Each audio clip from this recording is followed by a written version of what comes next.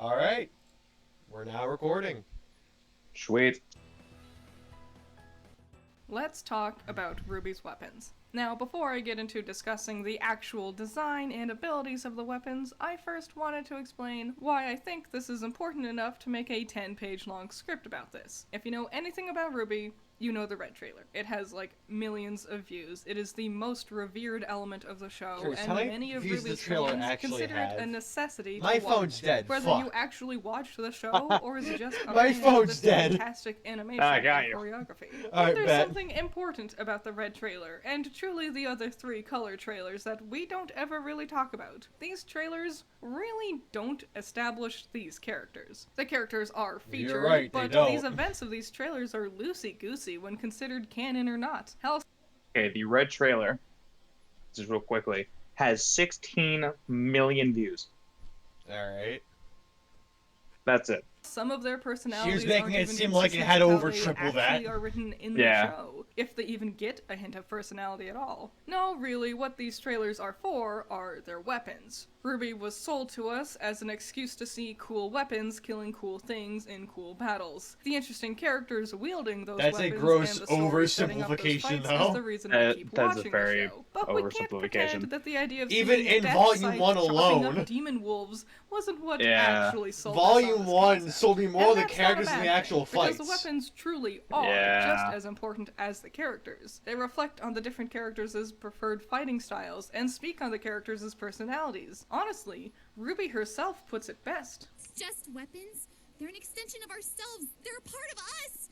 Oh, they're so cool. And this line, coming from the second episode ever, only hammers home how the weapons of Ruby have an extra importance and play major roles for our characters. Well, at least they first felt this way. Now I won't lie, not every early Ruby weapon was good. Looking at you, Porton Glinda. But it's Look, become the much Blunda more Axe obvious is over an the years that absolute the weapons classic. Yeah. You can't not look at this and tell me that this isn't cool. Highly impractical, yes, but still looks cool. This isn't even the point of the video, it's just the point of this is cool. Exactly. It's so stupid. You Porton Glinda. But it's become much more obvious over the years that the weapons in Ruby have become more and more of an afterthought. Now I could just chalk it up to my own personal opinions or just dismiss the topic by saying they got lazy, but really, there's more to it than that. Also, if I cast such a broad net over all of the more recent weapons, I would be undermining the few that are interesting. So today, I really wanted to take the time to deconstruct what the real difference between these and these are. Because just like Crescent Rose itself, this topic is a lot more complex than it might look at first glance. And it's a bit hard to know where exactly I not. should begin here, but I think it's important to point out that even in-universe, the characters are viewing their weapons differently nowadays compared to the early volumes. We all know how Ruby's obsession over cool-looking weapons have been completely abandoned for her character, but there's another much more subtle change too. I guess I did go a little overboard in designing it. You made that? Of course.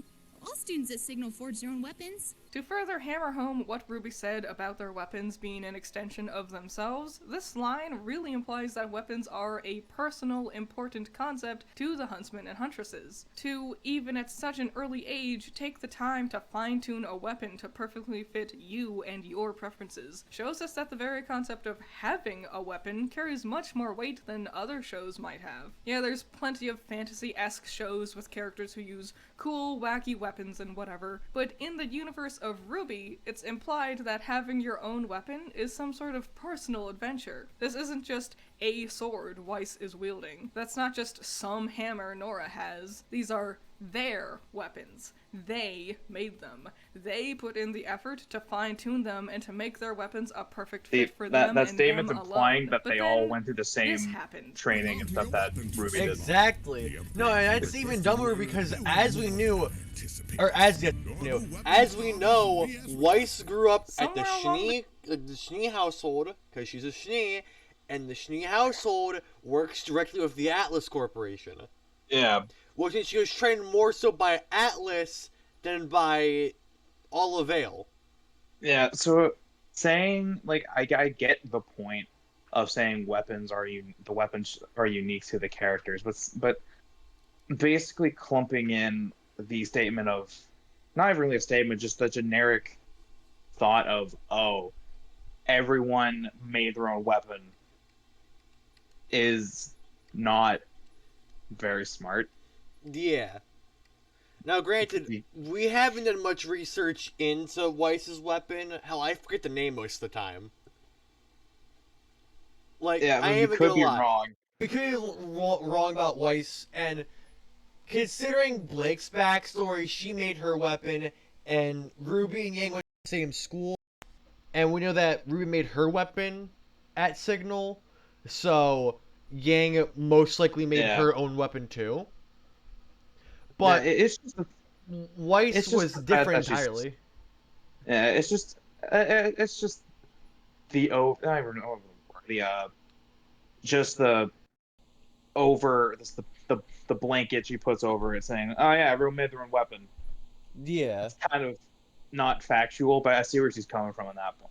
The course of the Exactly. volumes, the idea of building your own weapon has been completely forgotten, and now the heroes need to rely on someone else to adjust their weapons for them. Now, admittedly, this is a minor concept in the long run, but I think it really hammers home the exact shift in the way the show and even the characters approach the use and the designs of their weapons now, which I think now is as good a time as any to address the most prominent element when it comes to how the weapons are designed nowadays. They don't transform anymore.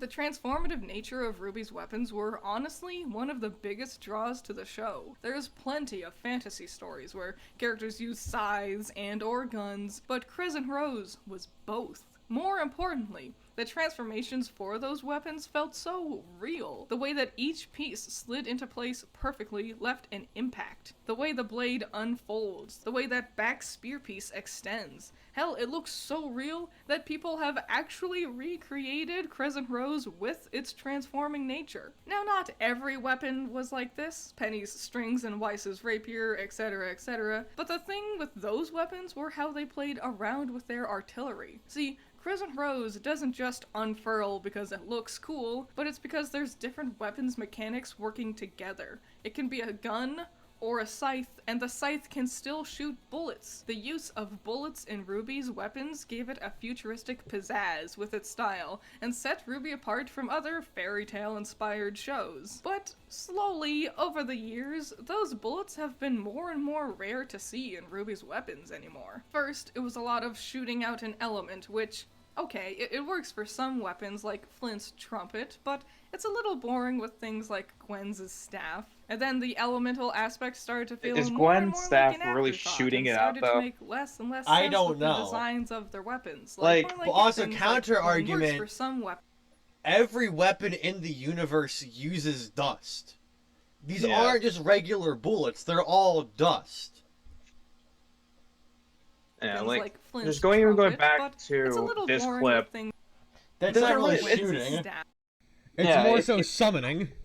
Yeah, conjuring it up. It's not really shooting, so that's Yeah. issue number, what, 2 or 3? Yeah, And it's like then the the second elemental issue. aspects started to feel more and more like an afterthought, and started to make less and less sense with the designs of their weapons, like how Leo's shield can only fire one thing at a time after needing to charge up for a few seconds first, and only if you hold the shield in one of the least protective ways to hold a shield. I think one of the saddest things about how bland the artillery has become in Ruby is that it completely undermines the point of Jean's sword. The whole point with his simple sword and collapsible shield is that it was considered archaic. It's a hand-me-down.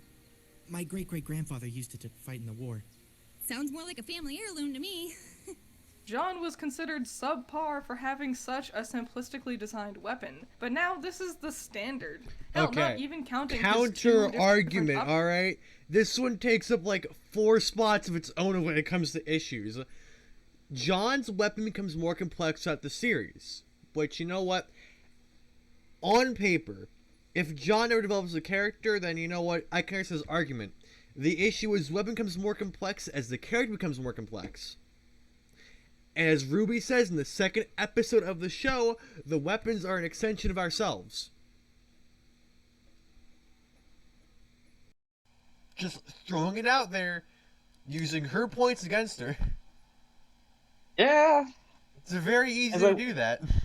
Yeah, 'cause we do see a lot of things happen to John's sword in the way of A, how it looks, and B, its functionality. Yeah. Because it's even in this video, there's a clip of it But somewhere now in this here. is the standard. I think it's Hell, not even counting yeah, like this right here. He puts it in the scabbard, which goes to the shield, his two. and then it sports a secondary blade and 2 points up top. Yeah. And so this is the second iteration that we see. Mm-hmm. The third iteration actually has, like, would it be? Is it like absorbing kinetic energy? I don't know how the shield exactly works, but he can, like, I'm just gonna pulse out say it has a energy? magic. That's fair. I'm just gonna say it's a magnet because that's probably the best way to describe it. Yeah, but he can basically launch himself or anything from the shield Yeah. forward, I guess, back. It depends how you look at it. Yeah, yeah. two different upgrades. His Look, right there. original version of his sword now looks, even counting Where? his two different here. Oh, yeah. Yeah. This right here, yeah. weapon. But now Just this rewind is the it, Louis, all of standard. a tiny Hell, bit. not even counting his two different Yeah. upgrades. His Yeah, it's like a polarity thing. Yeah. original version of his sword now looks vastly more technical and intricate compared to things like Clover's fishing hook or Robin's crossbow. And now we have characters who barely even use weapons, carrying them around more like props rather than an extension of themselves. Hell, there's also a surprising amount of characters who don't use any weapons at all. Gira? Okay, sure, he's retired. I could see why he wouldn't have had a weapon on him for Counterpoint. this fight. Hazel? Counterpoint. Gira was also about bringing peace between humans and Faunus. He wasn't about the new White Fang's way of violence where necessary. He was purely about peaceful strategies. Why would he Yeah, have a weapon no. on him? Like, the only thing I could think of is literally just like a house protective measure. But yeah, at that point, we've seen Giro go absolutely ham without an actual weapon. Yeah, in Volume Like, 5. Yeah. What's even worse, I have watched the Adam short. I'm pretty sure it came out for Volume 6. I don't know if you've watched it, but not. we see, like, I think it's like 6-7 people shooting at the White Fang. This is when Gira was still leader, and the only one there who had a weapon was Adam. Just throwing it out there. If Gira didn't have a weapon while under attack originally, why would he have one then? When he's Yeah. has less reason to think he's gonna be attacked. Yeah, and then there's Hazel at this point. It's kind of whack. Sure, Yeah. alright. I guess it makes sense with his semblance. We could have done something more creative, but I guess it works. What's more cool and creative than stabbing yourself with dust crystals to get super powerful and not really feeling it? Exactly. Like, But no, If- this next point though, the next character she lists, Yeah. won't come to the crop. Salem? Really? Salem, the main antagonist of RWBY, doesn't have a weapon. If you told me 9 years Okay. ago that the big bad of RWBY, So- the show where the first trailer Issue of that, Salem is A, immortal, and B, she can use magic. Why would she need a weapon? yeah, that Please explain the thought process. Why would she need a weapon when she can just shoot lasers from her hands? Yeah. It's kind of like the saying, "Oh, don't bring a knife to a gunfight." Yeah. Except in this case, don't bring a sword or a gun river to a magic fight. Yeah. Because, like, here's the thing: if you're immortal and have access to raw magic, why would you want to have a sword or something in the first place? That's just vastly weaker. Yeah, because we've seen numerous times that, like, yeah, people have gotten a hold of Salem, but she still managed to wiggle her way out one way or another. And also, even if she doesn't, she just can come back. Yeah. So it's not really that there's any consequence for her for getting caught. Mm-hmm.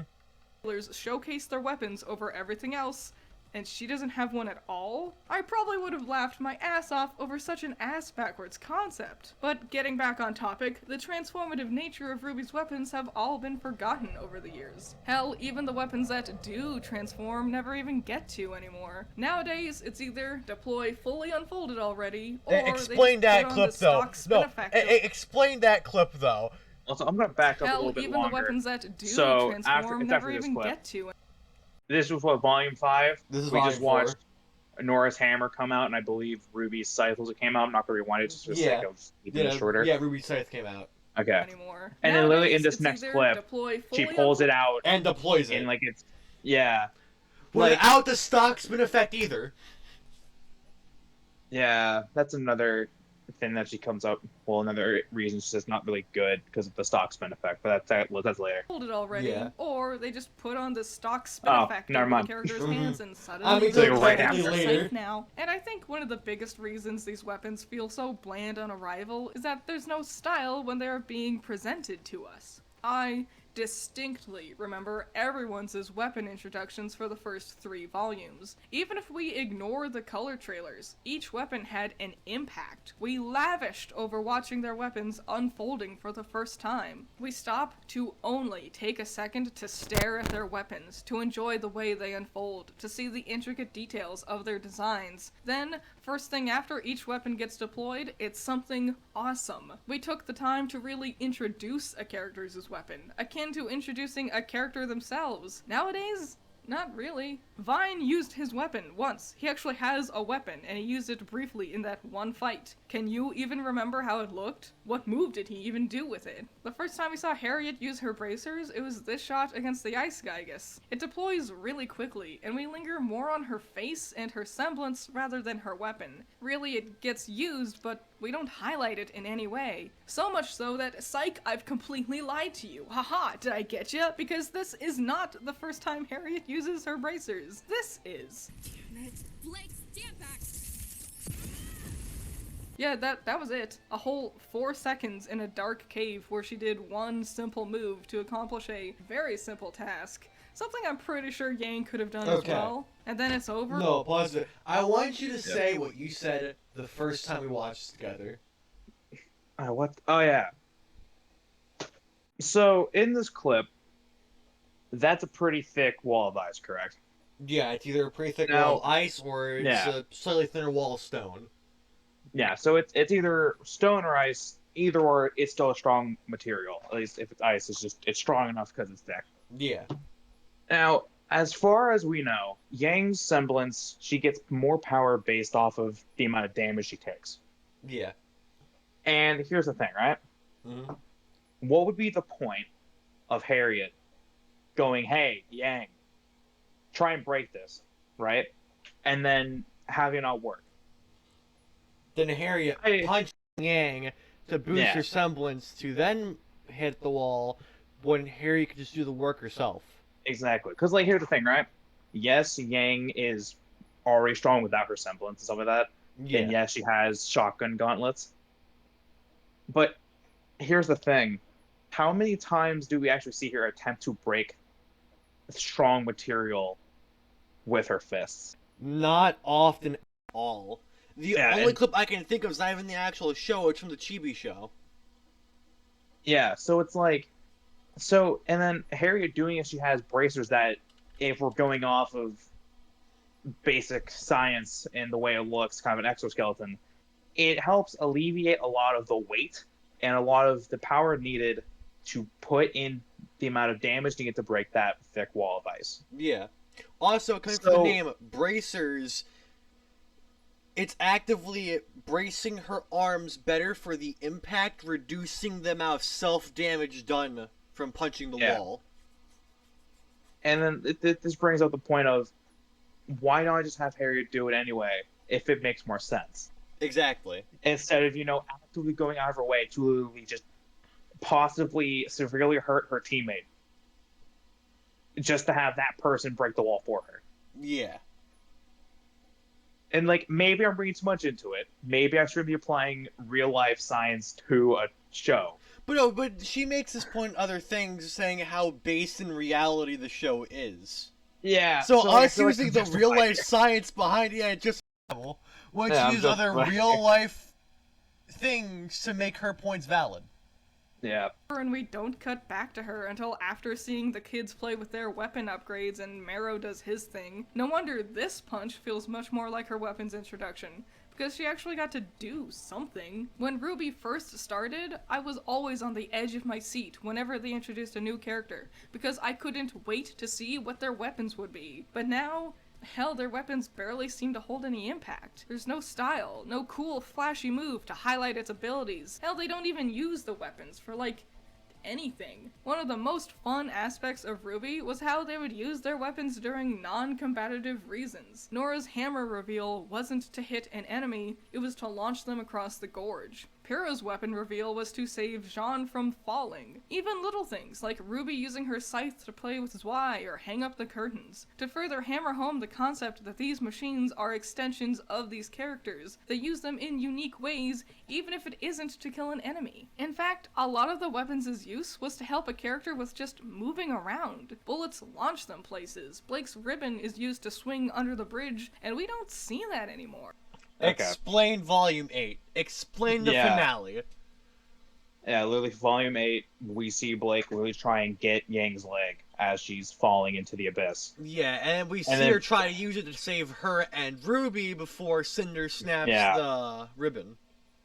Yeah, and then also we see numerous examples of Ruby using the gun to sniper propel rifle. herself forward. Or back we see some her using- scenarios. Yeah, so it's like she can just like either like move around quickly. Literally, I believe is in Volume 7. Yang and the team, Yang, Jean, Ren, and freaking Oscar. That's Volume 8. That's the very beginning of Volume 8. Close enough. Yeah. When they're on the motorcycles or motorbikes, whatever, Yang literally is cruising, sees an opportunity to do a cool flip, proceeds to takes that cool opportunity, uses one of her gauntlets to flip the bike over. Yeah. And that's it's ignoring the fact that Ren uses his gun's grappling hook attachments to carry the latch onto the grim that's carrying away Oscar, or the fact that John used his propulsion shield thing to launch him up off the bike so Yang could come nab him, or ignoring the fact that they used John's weird shield grenade as a ramp. Yeah, and then what else was there also an example of?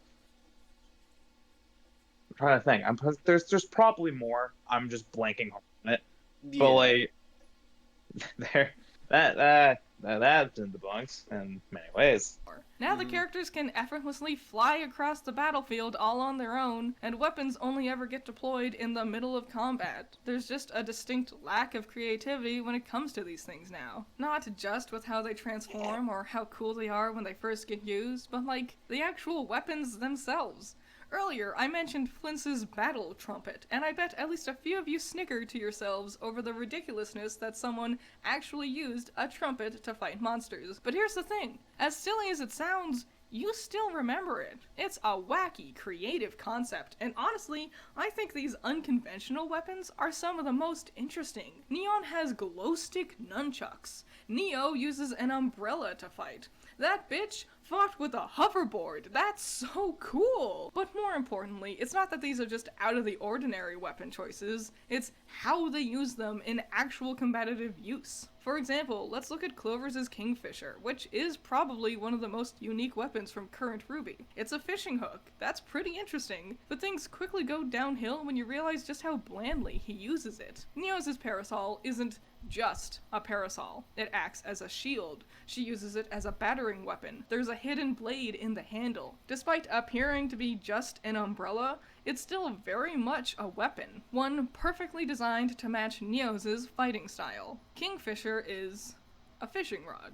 He can loop strings around things and he can smack you with the pole, so you know, nothing too fancy. No hidden dust compartments, no unorthodox abilities. Hell, this part at the end looks like it might have been a harpoon that he could have launched out on the other side of the rod, but why would he do that when that's the most uncomfortable way you could probably try launching a harpoon out the rod? Right? Like, why? And like, if you use the argument of how Crow's weapons design, how the guns fire on it, I guess I can understand, kinda. But at least Crow's holding it in a somewhat normal way. The way that Clover has to hold it, it's like a flashlight over your shoulder. Crow can at least extend his arm forward a bit. Yeah, so not because you have less risk of actually hurting yourself Mm-hmm. with so much of a form, and also saying that he doesn't use it in creative, well, that Clover doesn't use his fishing rod in creative ways. Well, you just seen numerous creative ways to use it, He right? uses it as a fucking grappling hook. Yeah, he uses a grappling hook. He literally used to rip a Geist out of a thick block of ice. Yeah. Freaking what else? Oh yeah, and saying that like yeah he could hit people with it. Freaking Osmond's cane is literally the exact same thing. It's just a It's thick just a black cane. rod It's just a Yeah. cane. with the ability to store freaking kinetic energy in it. Yeah, that's the only unique thing about it. But you don't hear her complain about Yeah. it right now. Yeah, which that's another dumb argument because it's like if this is considered not good in her eyes, I want to hear her take on Osmond's cane. Yeah, which is an issue because me and Noah, we have watched this video before. It's just that, you know, re-recording and all that. But besides that, you don't know about the cane at all. The cane's not brought up once. Yeah, so and then we actually get into detail of Robin's crossbow and here in a couple minutes, and that's a whole nother can of worms. Yeah, we'll wait for Apparently when it no, happens. because he never Yeah. does that. So it's just a fishing rod. See, it's not just picking creative sounding weapons or items to turn into a weapon. Clearly, it's how those ideas work together. Umbrella plus bat plus shield plus knife. That is what makes Neo's parasol. Trumpet plus cannon. Fishing hook. That's it. Now, I'll admit, not every multi-use weapon is a good idea. A thermos flamethrower is more ridiculous than a trumpet, in my opinion. No, Wrong. it's not. Next question. And it's not like slapping random And that's only because I'm biased for like that's it. weapon parts around isn't always cool. It's fine, though. Ports' blades being tucked under his arms while he's firing is a perfect example of how not to do this. So stupid, this is so dumb. The And Blunda hell, when axe they're- is fantastic. What do you mean? It's fantastic. Once again, we're biased because it's stupid enough to be funny, but that's just the point. Exactly. There are multi-use weapons now. They don't work in tandem anymore. For example, Crescent Rose can still shoot bullets while in scythe mode. Nowadays, weapons either do one of two things. Marrow either has a gun or a boomerang. There's no combining so of we're those not two going to talk about the safety hazard known as a flying Yeah. gun. If he was Like- to make it happen like that, either A, he could shoot himself or his teammates and miss the enemy entirely. Yeah, because here's the thing, right? Also, how would you even make that work in the first place? I don't know. Like, because here's I don't even know how fast this thing even fires. I'm not Marrow gonna either even has a gun. Okay, so It's it full-on. fires. Yeah, it's fairly quick. But here's the thing, right? This only has one barrel, I'm assuming, just by the look of it originally. Yeah. So you're only going to have one barrel on the boomerang at once, which means you want to get a full like 360 spread to hit everything. So you're relying on chance, and also you're also relying on how hard you throw the boomerang for it to even like be effective. Mm-hmm. And also, as Gren said, it's a hazard to both himself and his teammates. Arguably more so than the enemies. Yeah, because like here's the thing, like unless he throws that thing at Mach 7, right? They're gonna most likely be able to see where the bullets are flying, Yeah. so they can probably Also, jump over it or duck wherever. Yeah, but also, it's a boomerang. Start point and the end point are the exact same, being right next to him. Yeah, so unless the barrel started out in front of him and came back to stay in front of him, and even at that point, that would still be counterproductive because at some point the barrel will be facing him. Mm-hmm. It's just not gonna work. No matter which way you slice it, it ain't gonna work properly. Yeah. Or a boomerang. There's no combining of those two components together in any creative way. It's always an either or, and this has also started affecting the other weapons too. Nora never uses her rockets to launch her hammer anymore. It's always either bullets or hammer. And now the only times different weapons get used at the same time is if a character is dual wielding something. Watts can use his rings and his pistol at the same time, but that's only because those are two different things that fit in his two different hands. And now that I've mentioned it, let's Counter-argument. address...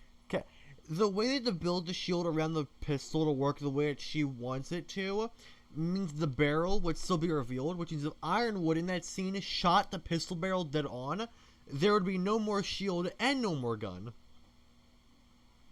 Yeah, and also Watts' hand would possibly be shattered. But Yeah. that's just logistics. That's just logistics. Mm-hmm. And also another thing is, it also is easier for maneuverability. Yeah.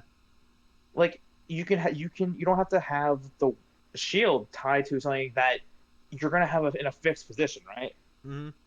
Because like here's the thing, right? If it's tied to the gun, you would have to keep the gun pointed at the person that you're trying to not get shot by, which gives them more opportunity to shoot the barrel and break the gun. Whereas if they're separate, you can have the shield out with one hand and then the gun in the other hand as you're running some direction, and then you can just not get shot. Exactly. It's that simple. Yeah. So it just makes sense from a maneuverability point as well as a protective standpoint. Like, would it be cool to have a gun that has a shield?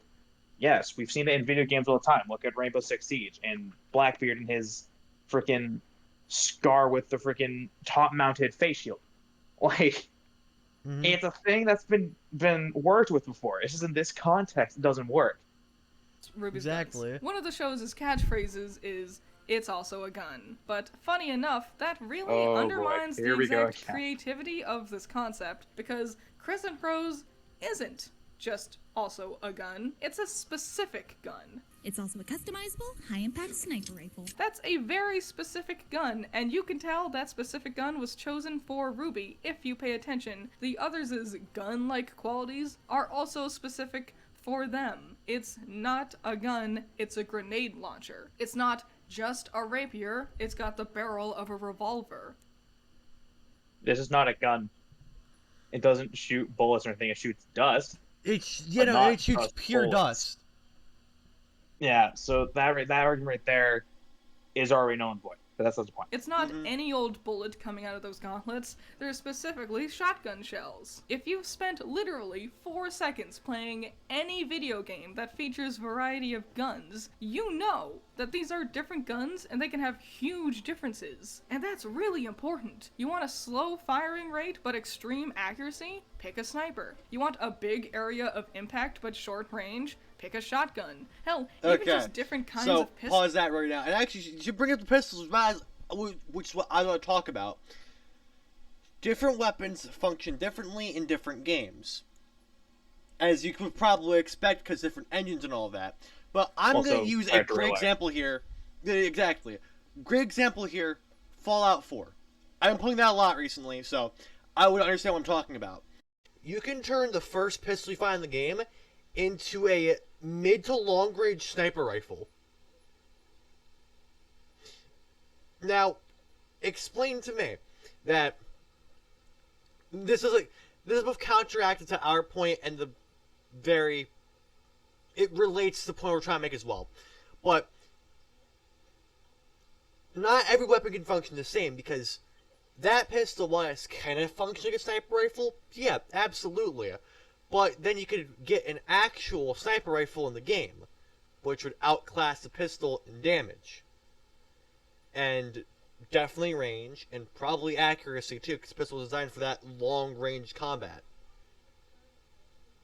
So, would you try to customize your sniper to be a better sniper, or customize your pistol to be a very basic, underwhelming sniper? Yeah, it's also like going back to the points you made of, if you want certain things, you got to go with this weapon, which, I don't think she was trying to say, you have to use this type of weapon for this type of specification. The slow fire rate, though, that one makes no sense, because you can fire any weapon as slow as you want. Yeah, I know where she was going with it, but at the same time, it's so idiotically worded that to a person who wasn't looking as in-depth as we were into it, they would just gloss over it and not think anything of it. Yeah, but we're using everything that we know about the universe, real life physics, and things from other universes that could tie into it. Which is also why it's Fallout, because Fallout, it's based heavily in real life science of that. Yeah, it's like there's where was it? Oh yeah, so basically like also another thing is like close combat, right? Mm-hmm. That's another thing you could also argue is like not really a good descriptor for at least the type of weapons that are used, because you can use any weapon up close. Yeah. It just depends on how accurate you are with it, and also how like good the weapon is close up. Yeah. Like a shotgun, that thing definitely close up. The thing in front of you, 9 times out of 10 will be dead. Yeah, but if you're using Unless a sniper it's like- rifle, you need time to properly pull the weapon out, which alone it's gonna take longer than a shotgun or an SMG or, Yeah. or anything else. Then you're gonna properly aim it, because aiming different weapons, different weapon types, is different for each weapon, because different parts go into it. There's different weights for each weapon, different firing rates. You need to hold the weapon in a slightly different way each time. You don't hold a sniper and a pistol the same way. You don't hold a sniper or an assault rifle the same way. Unless you customize your assault rifle to be like a sniper. In which case then you would hold your sniper AR like an AR. But That's all. And this that's is a also different thing taking entirely. consideration. Yeah, this is also taking consideration that you're not also getting extremely lucky if you're just be like, oh, there's someone in front of me, I'm just getting a pot shot. Yeah. Like, unless like you played enough Call of Duty and somehow realized that I can aim a sniper rifle without really fully even aiming it. Any at that point, that's still flaky to use Call of Duty as a comparison. That's the point. Yeah. Like, unless like you use with sniper rifles, you can use at close range, but if you get lucky with that hot shot, it can still destroy them instantly. Mm-hmm. Because here's the thing, right? When Ruby says her sight was a high impact sniper rifle, the first thing I think of is a 50 cal bullet. Yeah. And I don't know if you know, but 50 cals do a lot of damage. They do a fuck ton of damage. So if someone was to be up close with that, they would have like a golf ball sized hole just in their chest. And even with miss, that bullet being anywhere near their head would still do serious damage to one of their ears. And yeah, it would give them head trauma just by the sound of it going off. yeah. So It's impressive That's Ruby my can point. fire that as fast as she does. yeah, and then Of also impact but short range, pick a shotgun. Hell, even what was it? What? Oh, okay, that was the only point. Never mind. There's no joke. And then this is kind of funny foreshadowing, momentarily. Yeah. But Even I'll just get that Also, going. can we kinds talk of about how pist- she's holding an M9 and a Glock in the same thing when they have very similar fire rates? And don't they use the same caliber? Yeah, judging by this, I'm assuming. I can't really tell, but I'm assuming this is a 9mm. I'm pretty sure these are both 9mm. Just by judging by the word. I'm like 98% most sure. Yeah, the Glock knows a 9mm. I forget if the M9's a 9mm. It might be .45, but I'm pretty It sure could it is be. 9mm. Yeah. Yeah, but here's the thing though: if you have it's another point. Actually, I'm going to get that point in a minute because it did. pistols can Counter- feel counter massively some other arguments, distinct. yes. Watch these load times for Claire's 6-shooter versus Leon's Matilda.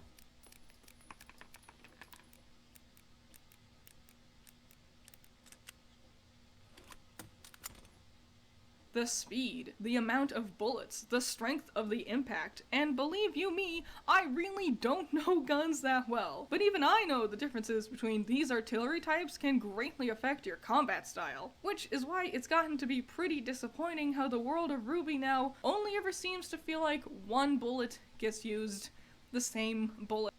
Okay. Now that point is actually just proven, and funnily enough, in one of the clips she shows coming up. Yeah. But even going back to the scene with Remnant, Now, which only ever is, seems to feel I believe, like one bullet There's a couple gets used. Not- back. The world Yeah, great it's a couple clips amount back. of bullets, the it was strength of the just impact, clip and after this believe you me, After- I yeah. really don't Yeah. know guns that well. But even I know the So differences between. look at that. Very Judging fast by how- fire rate, but Very did fast very fire little damage to the actual thing. Yeah. So think about it this way, right? Unless you were to have something that could pump out enough ammunition the size of, like, we'll just say a 50 cal just for the sake of it. Yeah. At as fast as the thing is pumping out ammo. Yes, that snake thing would be dead.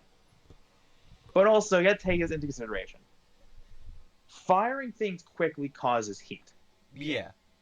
And the bigger the round, the harder it is to fire. Mm-hmm.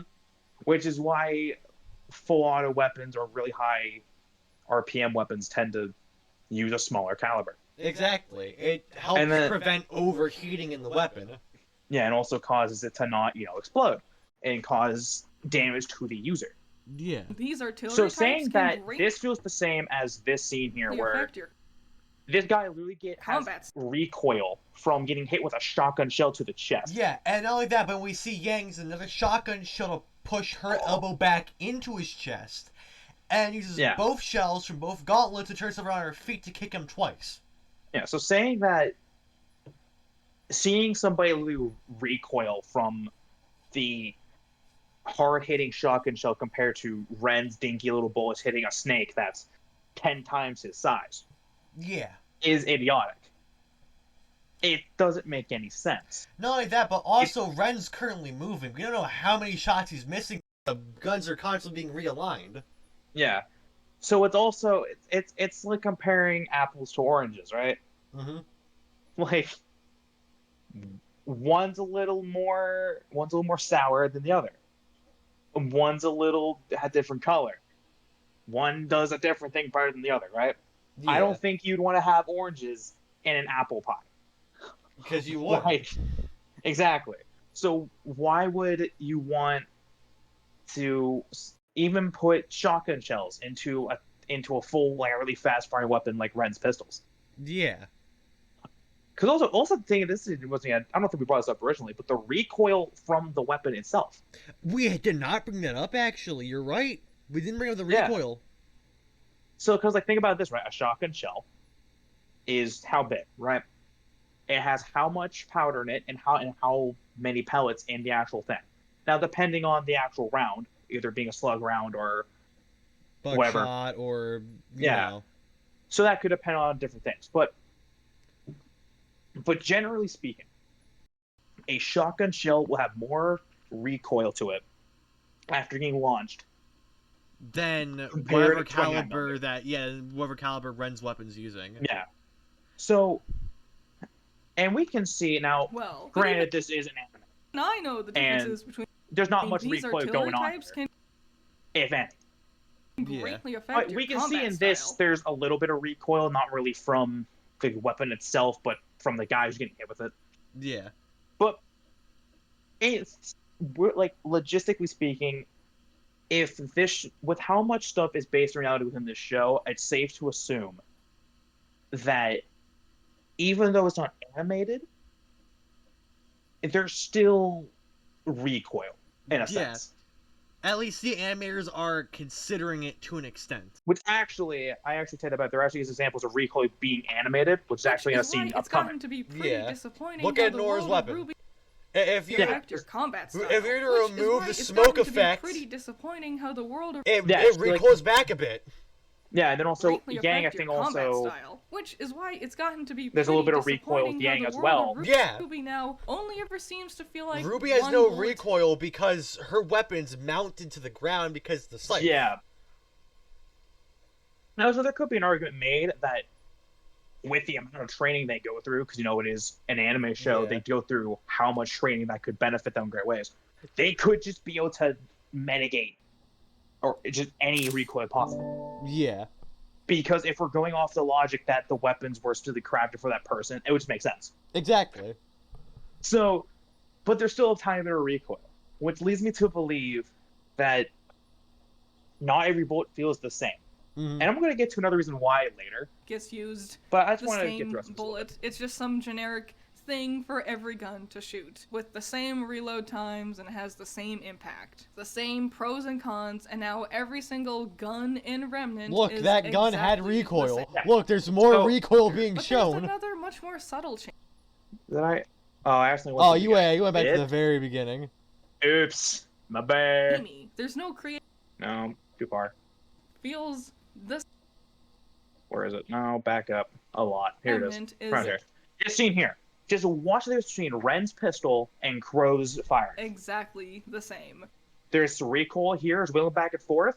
This thing's going up and down crazily. Yeah. Right?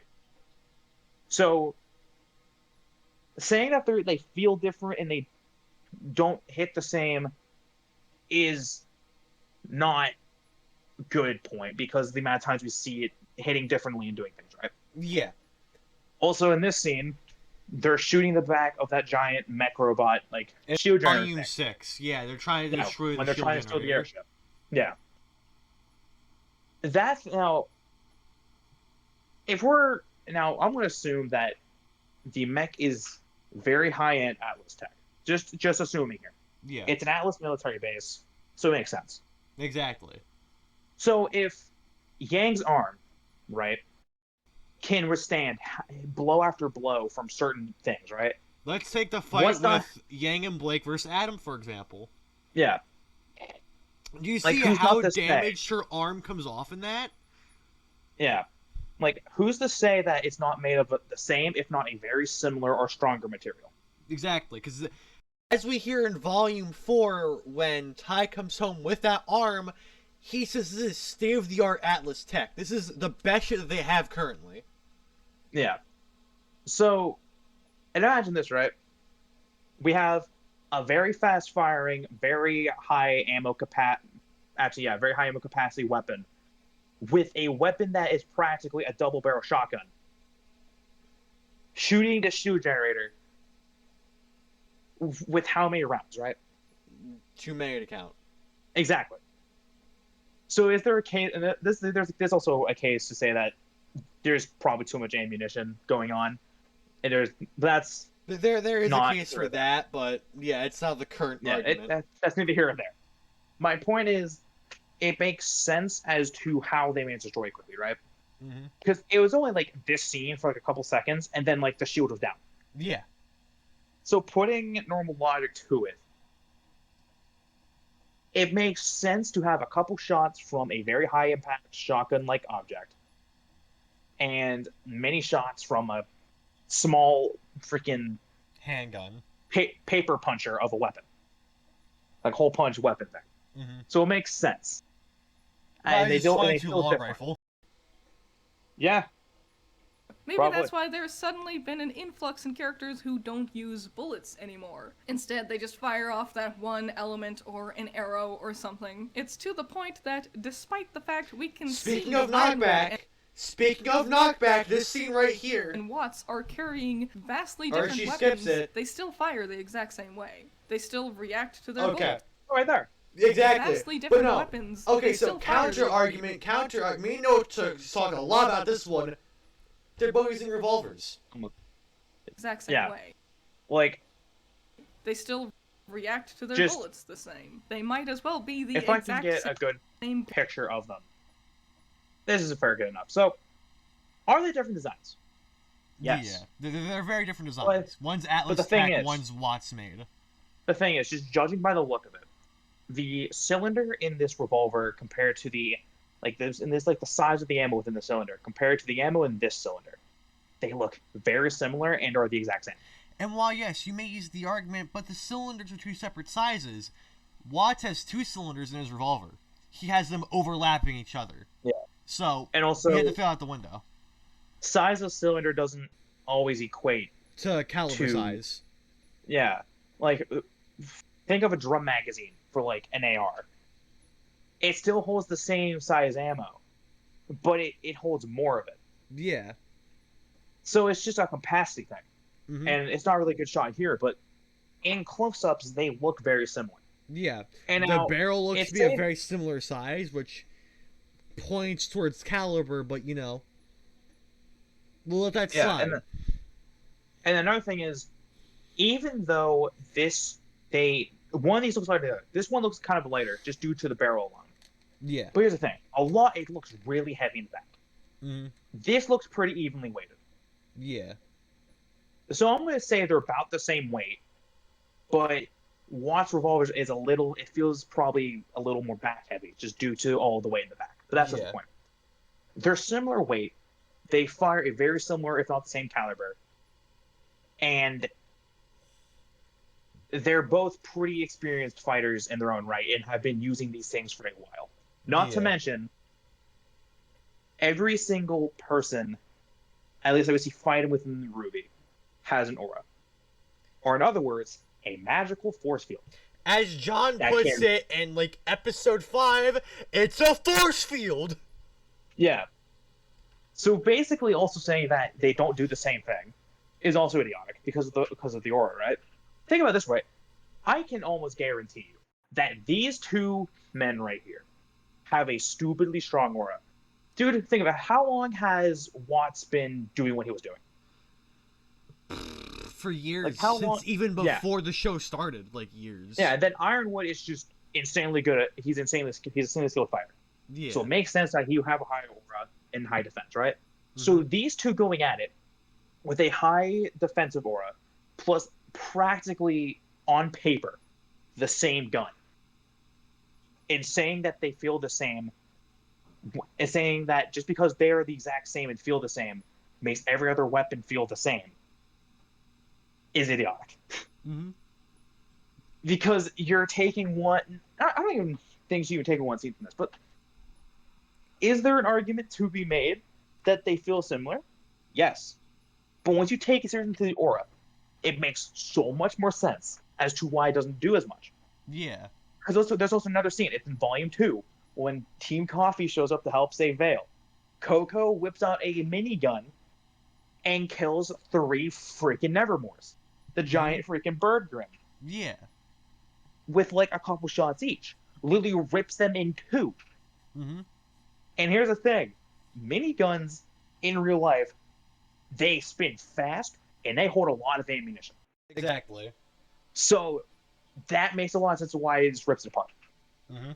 But in terms of this, we see a couple times of Ironwood going, okay, you're dead, pulling the trigger once and the thing's dead. Yeah, and we're not even looking at the Volume 3 fight with Ironwood against that one Grim. Yeah. Like in We're not Amity talking about Coliseum. We're not even talking about that fight, and that alone just proves this entire argument that every weapon feels the same. Yeah. So it's like, so this fight, yes, feels the same. It feels very same because it is the same. Mhm. But coming in and saying that something like this, Which is Feels very the much a same. 9mm pistol. yeah, and you can even That tell just by has the way same it's impact. fired. The same pros and cons. Also, the Look, another recoil revolver. right there. Another revolver, And now- yeah. Another Actually, revolver, revolvers. caliber, yeah, with a Every recoil. single gun Boom, more Recoil. recoil, in Remnant with a similar caliber. Mhm. And she was shooting Generic. at other people with a semi-strong aura, right? Yeah. She was shooting at So- Ilya. Yeah. So saying that, I can't even find it, but saying that Blake's gun Gamble that Shroud. feels this, yeah, saying that it feels the same as Emerald's dual revolvers. As you can see, there's differences in every way. You know, as you can see, Emerald revolvers, which use very much a higher caliber than 9mm, have way more exactly. recoil on There's them. pros and cons. Yeah, and also she's dual wielding them, Yeah. so she's not having recoil control for both unless her hands are super strong. Which I'm just not going to put that into consideration. That makes this point way hard to Now explain. every single Yeah. gun. But look at this. There's lower recoil here because it's a slightly smaller caliber. Plus, she's using 2 hands on the gun. Yeah. The only reason the recoil looks similar is because she's rapid firing it. Yeah. So, saying that they feel the same and use the quote-unquote same bullet is also wrong. Mm-hmm. And also because you also hear the thing. We also saw that Nora has literal grenades. Mm-hmm. And the scene, and it's coming up soon, but the scene that she points to for it feeling the same is Nora shooting the grenades at this giant mech, and the mech bringing up a shield to block them. Yeah. How does that make sense? That It it's the doesn't. same thing. Like, if there was no shield, I can guarantee you 100% it would have at least dented the armor. Even if it didn't dent the armor definitely at least felt some type of a knockback. Yeah. So that's in the hardcore right there, and then Remnant moving forward a is bit, yeah, here's exactly the the same. you can see the recoil Maybe that's there. why there's suddenly been an influx in characters who don't use bullets anymore. Instead, they just fire off that one element or And an arrow. Watts are carrying we're- vastly different Yeah, we're weapons. here. They still fire Yeah, the we're exact on same here. way. They still react to their bullets the same. Oh, They might as well explain be how the Watts exact got knocked same back gun. there. Hell, Like, if they act like Yeah. the they'll same react to gun, their that bullets the knockback makes same. no They sense. might as well be the exact same Yeah. gun. Hell, they gave Ironwood this big dumb laser gun, and quite frankly, it still feels no different than anyone else's bullet. The laser gun that shot through like 3 force fields and killed Jacques Schnee. Yeah. How does that feel the same as Nora's grenades, or Ruby's 50 cal, or Yang's shotgun gauntlet? Like, explain, please. Yeah, they're clearly examples of it, and she just doesn't see it. Yeah. Maybe Which we're the dumb ones is- here. Maybe we're just using too much real life logic here for like truly understand the grasp, but so far from how we Yeah. see it, she is completely inaccurate upon all of her points. Yeah. Like, she even said it herself, that she doesn't understand guns that much, Yeah. right? But here's the thing. When it's kind of, it's not hard to figure this stuff out, right? We Yeah. put only a couple seconds of thought into these, and we're already coming up with better solutions and reasons. Exactly. But also, here's the thing. Some of the stuff we didn't even know, and we looked up. Mm-hmm. Just to actually, like, see if there was a point to be made. Exactly. What's worse, I don't do any research into guns. All of my gun knowledge comes from either YouTubers like the Russian Badger or shooters like Call of Duty and Halo and games like that. Yeah. Which, granted, they're not the best, but there's still a baseline of knowledge there that just a couple seconds of Googling, it can either disprove a lot of it and give you the correct knowledge, or back up everything. Yeah. And it's like, so saying that a giant FU laser gun that can literally destroy force fields can destroy a dude, as well as break an Laser entire gun, and column, quite as frankly, we see here. it You know, as you still see, it feels no even rips different through the than wall anyone behind else's the force bullets. fields. Yeah, like seeing that and saying that it's the same as when Ironwood and Watts duted out with practically the same revolvers. That's idiotic. Mm-hmm. It's like, what's an analogy I can use here that's not stupid?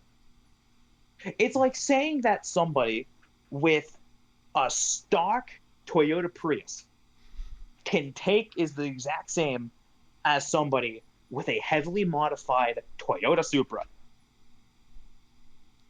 Like, they're different in every way.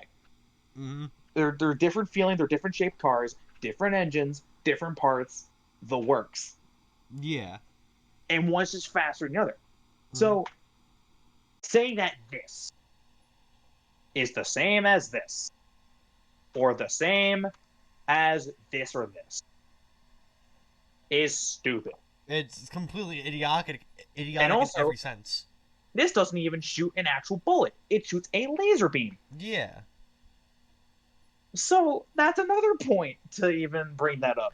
Now, Because I it's don't know not the even a science. bullet. Yeah, I don't even know the science behind this, but I don't think lasers create recoil.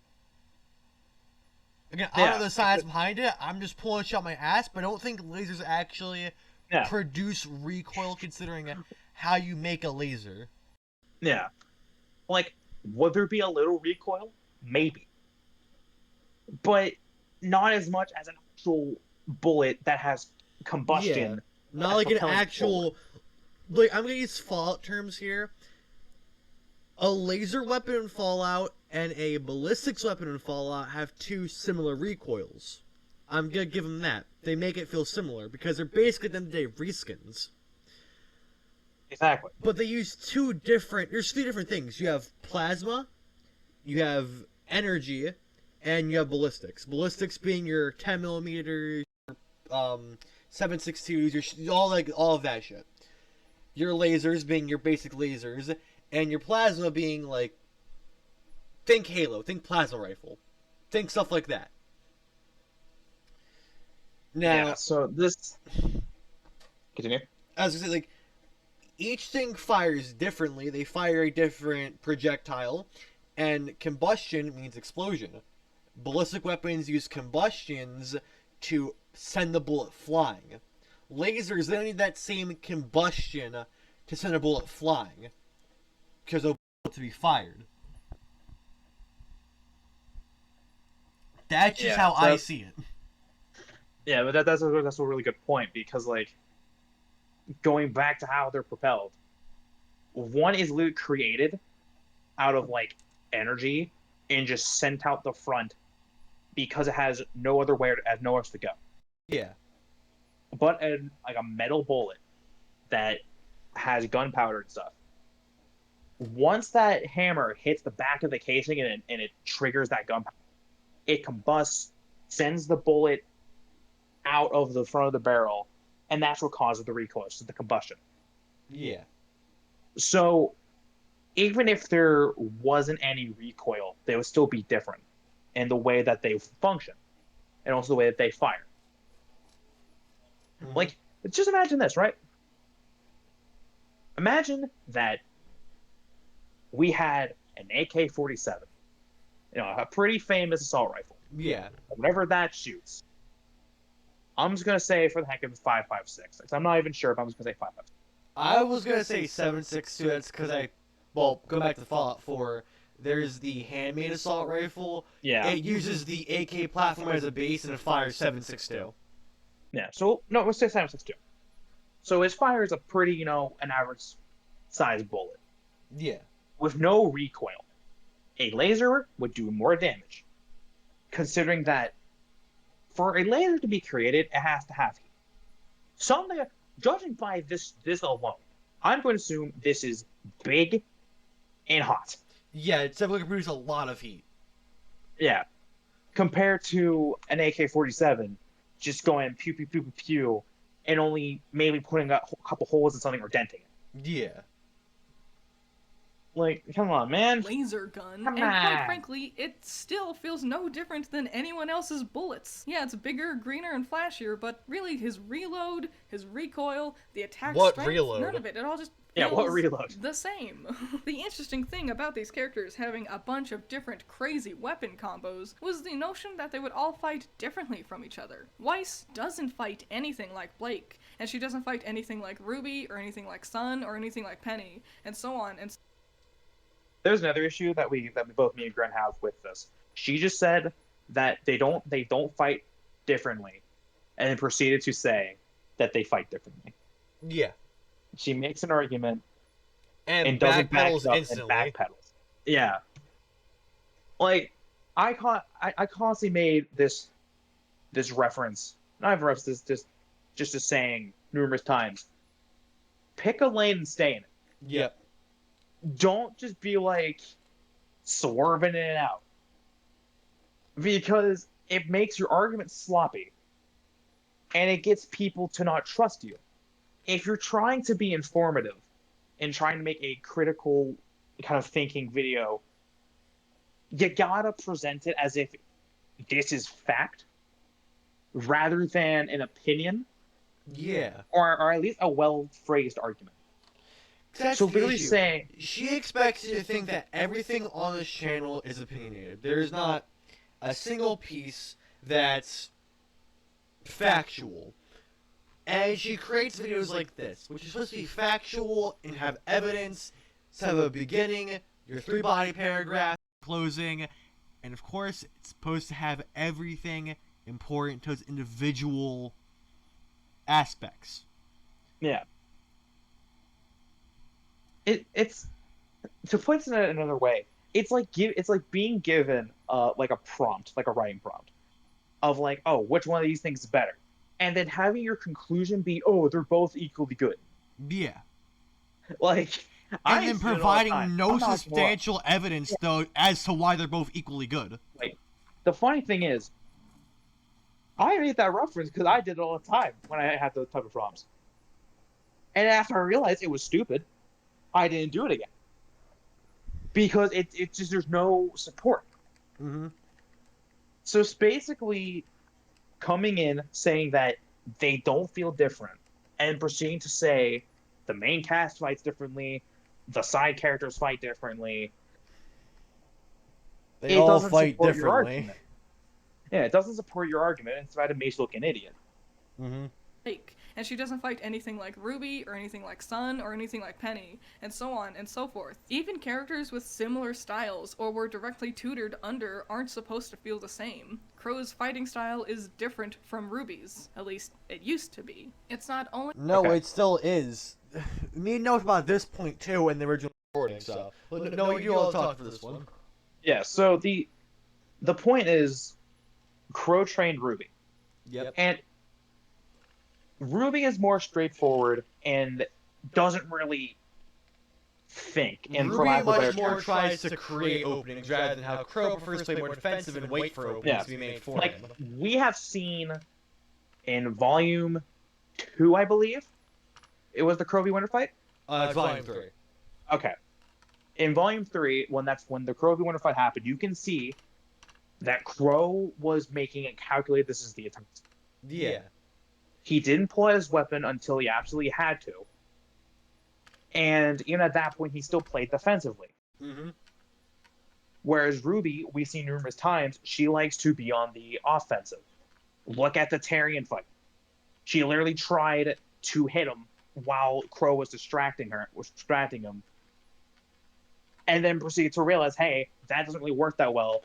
And then proceeded to get onto a building and just start taking pot shots at him. Yeah.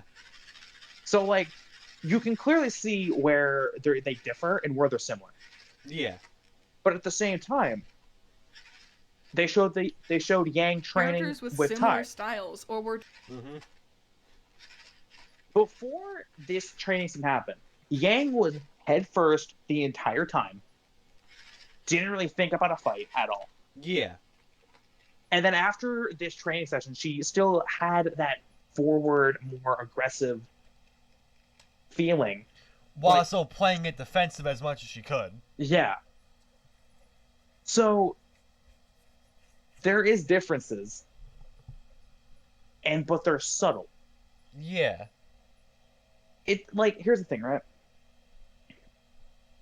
I'm gonna use Demon Slayer as an example here.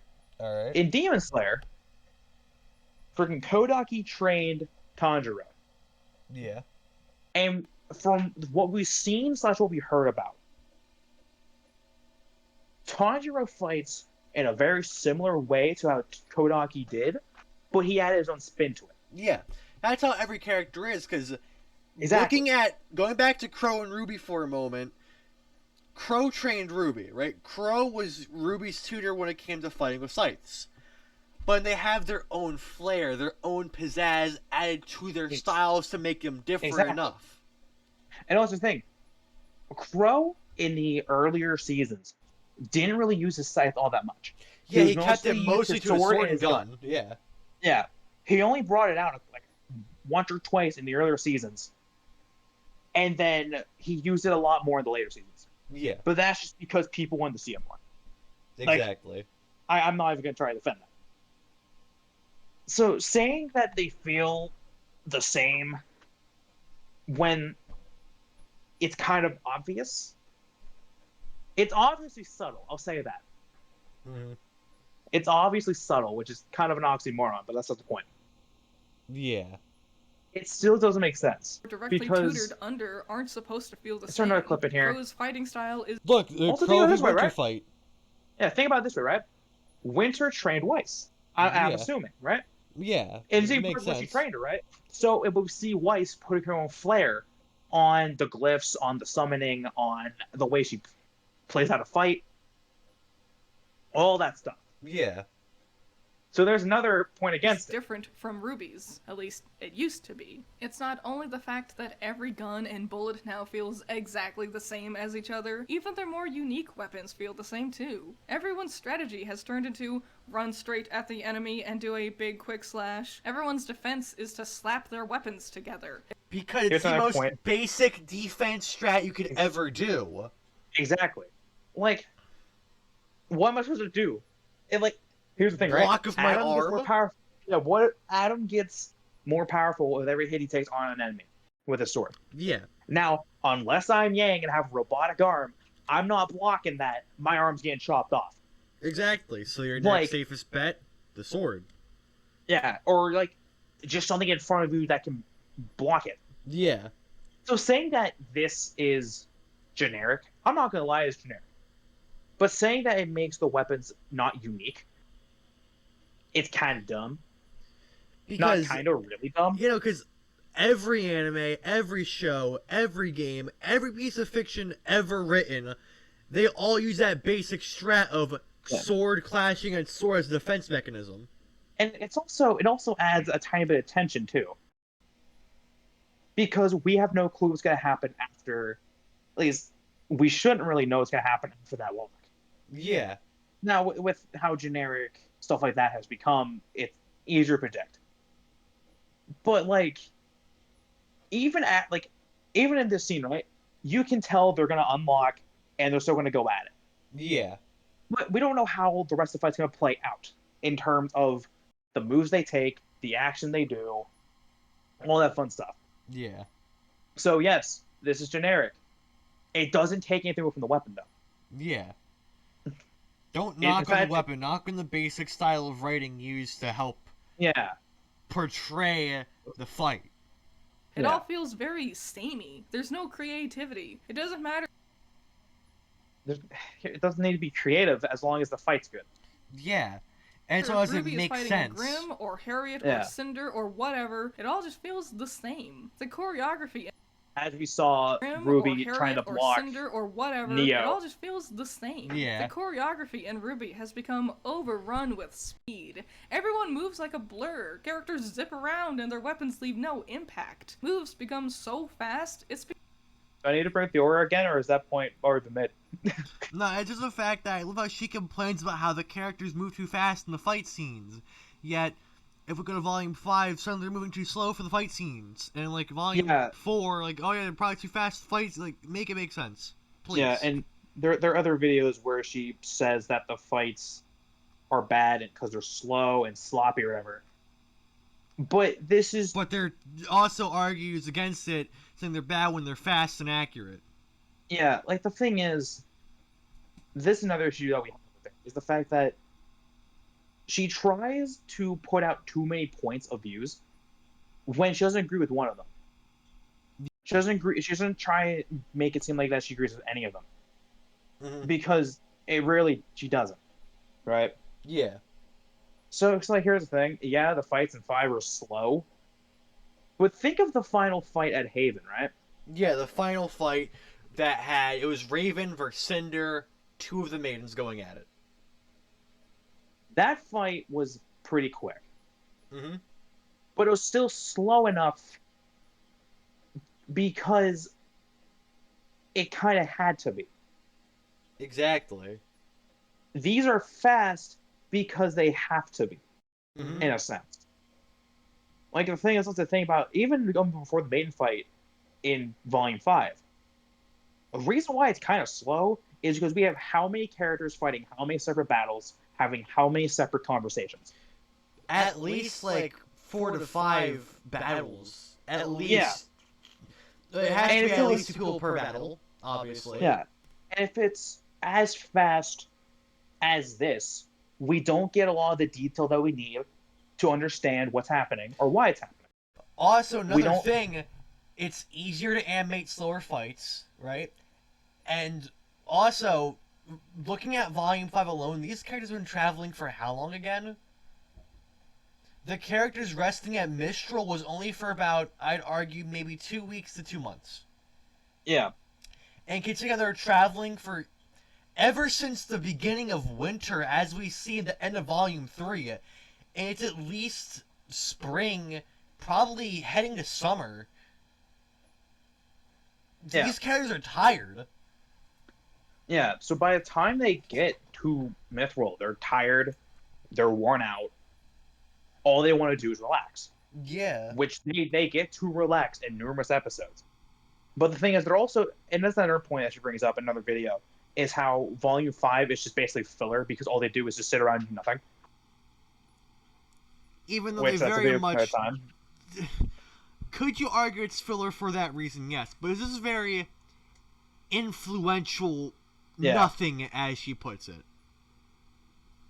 Like, The characters are actually talking to each other, they're interacting, they're starting to learn each other more and more.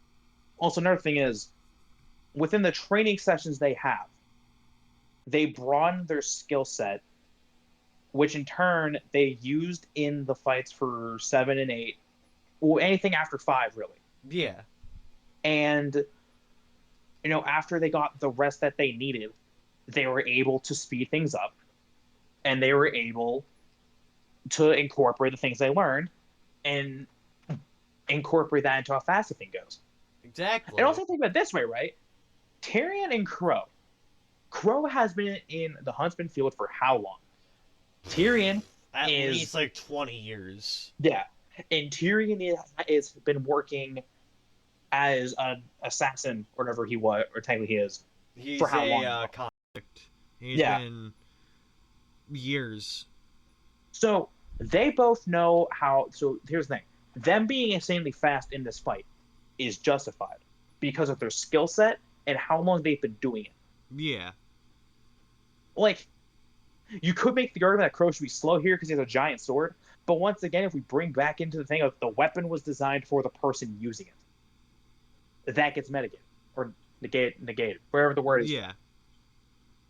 And as you can tell, he has two light weapons Yeah. that look like scorpion claws. Which So one that is was Scorpion supposed to be- Faunus? Yeah. And also the thing is, the man's a psychopath, He is. He's fucking insane. so his behaviors are very crazy and wacky, so a lot of his moves follow that. Yeah. So for the fights in this being too fast, that's also stupid. Mm-hmm. And yeah, like, look at the fights with Team Ruby, they're slower. Exactly, because the characters are less experienced. They don't Exactly. know it's just Become Crow and hard to Tyrion. follow, Or or what- at the very least feel Like floaty this fight here, when they're in and weightless. this like kind of Where on the bridge is leading to Vacuo. yeah, it's slower. The fastest part that I can actually see is when Ruby spins her scythe to block an attack. Yeah. Everything else is slow. Even the characters who are Now, also, they're also kind of tired because they did a bunch of other work before this. Yeah. And they're also doing a Still. lot of arguing, meant to be and everyone's heavy, just like tired and stressed out. Yeah. They're all stressed out, they're on a good headspace. So this being slower also contributes to that as well. Yang, Nora, But, Hazel, like- or Elm. They all feel the same. They're all flying around at supersonic speeds, and they're And here's the thing, in these training scenes, they're all energized, they're ready to go. Yeah, This it's after scene a is day of very- rest. Yeah, this is very high adrenaline. So the fact that, Or Elm. Hazel can they zip all around feel the same. and stuff They're like all that, Mm-hmm. and all that fun stuff. flying around at supersonic speeds, and their swings feel empty. Quite frankly, it doesn't matter if a character is holding a sword, a bow, a dagger, a scythe, a rapier, a fishhook, a spear, or anything. It all lands exactly the same way. And I think this breakneck speed for the fights has started because of how slow the fights were in Volume 5. It's no surprise that Volume 5 is considered the worst volume of the whole series, especially when it came to combat. Swings are slow, lazy motions blocked bullets, speed would have helped, not made it Counter argument. good, but it would. Going back to that recoil talk from earlier, Emerald's missing Blocked so many bullets. shots. If we were to count the amount of times she actually fires her weapons, and how many Surprised that bullets she Volume 5 actually is considered blocks, the worst the volume of difference whole is series, insurmountable. especially when it came to Yeah. combat. Let's Swings just- are let's slow, just watch that clip back. lazy motions, One, two, like, block there's, like, bullets. Yeah, there's about 6 or 8 7 shots. shots. Yeah, like Yes. 7, 8 shots fired. And blocks About about 4 of them 3. hit. Yeah. Yeah. So that's also just not Speed good. would And also, here's the thing, right? combat. What do you call this Swings scene are the sun? slow, lazy motions blocked bullets. Speed would have helped, not made it. Mansley spins his staff at mock Jesus Yeah. and stops the fire from hitting him. Yeah, the fire and wind. Yeah. So there was speed, but it wasn't used in every fight because it wasn't needed.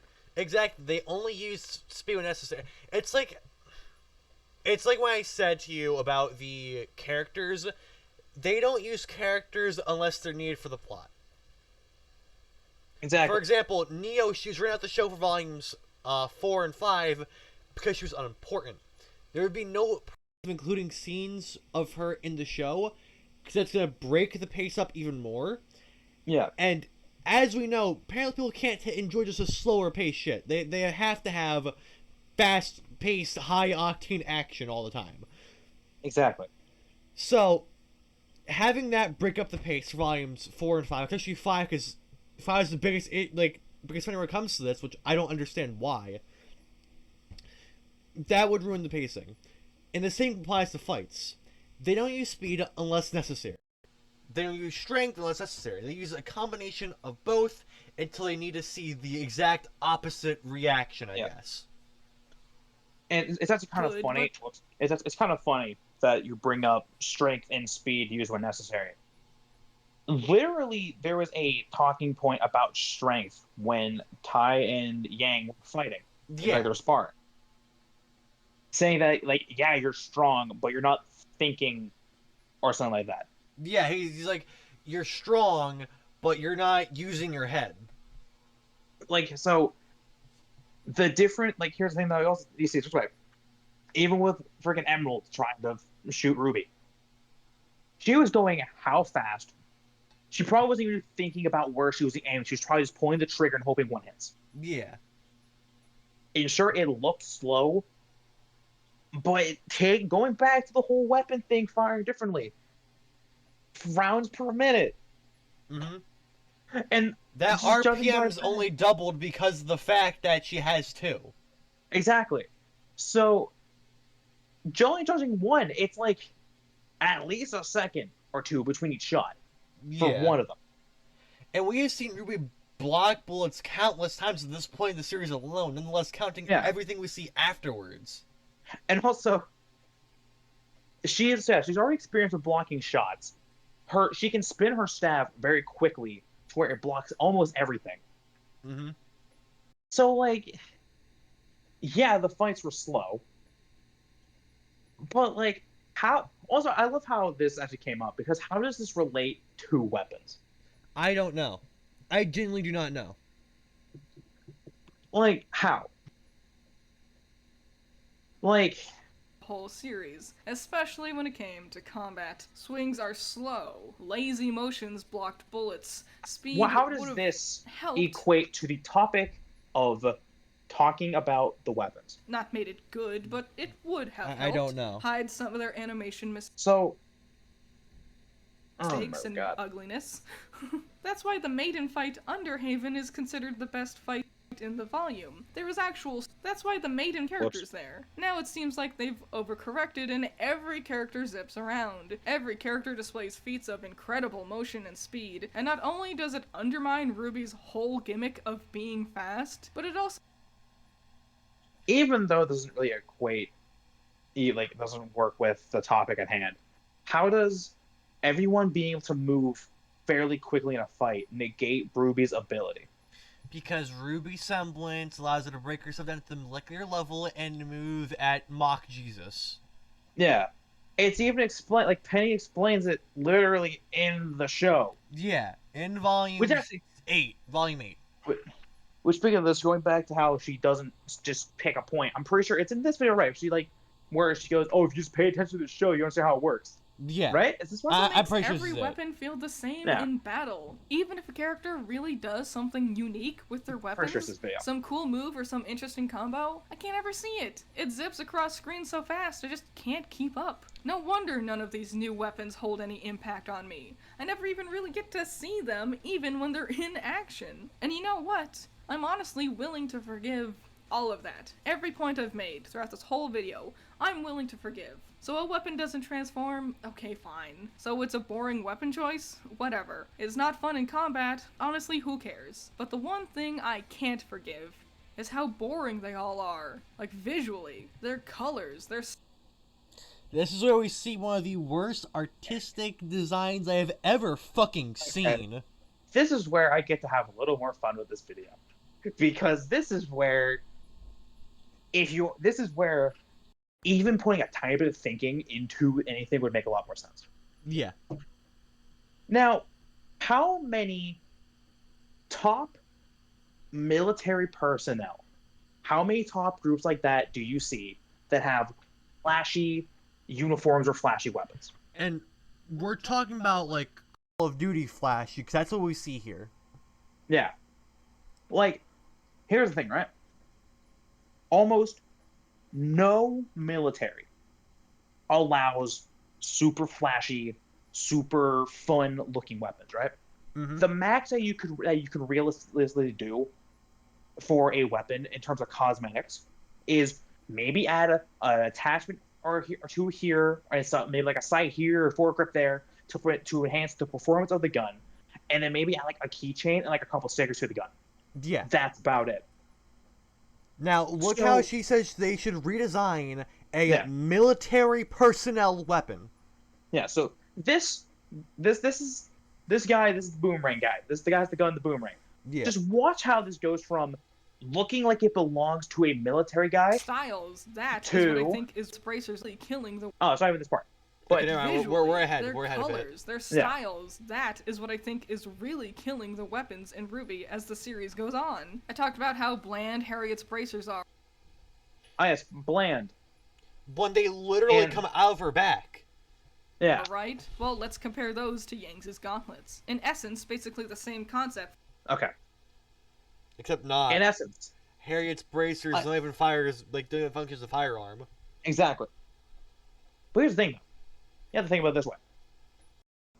The main characters get cool-looking weapons, or interesting-looking weapons, because they are the main characters. And even then, we have characters like Jeanne, where at the end of the day, it's just a sword and shield. It's nothing, like, to write home about. Yeah, they get interesting to look at or cool weapons.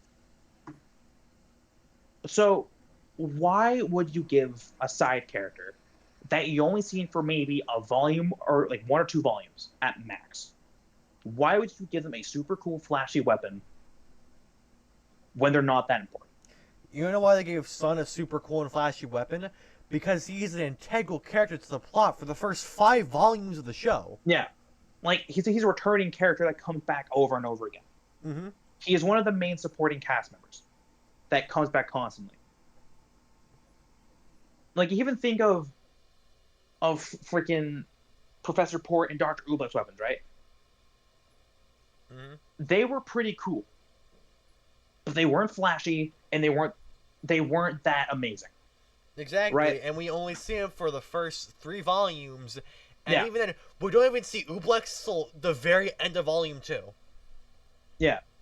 Like, the thing is, like, so, like, sure, like, Oobleck's coffee mug that could turn into a flamethrower and a baseball bat is pretty cool. But all that thing is gray and silver. Yeah. Or green and silver. And then freaking Port's freaking blunderbuss axe combo. Yeah, it's cool, but it's just a blunderbuss with like a gold barrel and basic axe blades. It's Yeah. nothing to write home about. But compared to literally an arm-mounted shotgun, or Ruby's 50 caliber sniper rifle scythe, or freaking Weiss's sword that can literally just go, okay, I want to select a different element now, and I can use that. Right? Yeah. They're cool because they're the main characters. Mm-hmm. So even going back to this, it's cool, but it's not flashy because it can't be. If it was flashy, it would take away from the main characters. And it would put more focus on a character that would probably end disappointing fans because they're not as cool as the main characters. Yeah. It doesn't help that we don't meet the Aesops till over halfway through the planned series. Exactly. The series only planned to have 12 volumes. We meet the Aesops in Volume 7.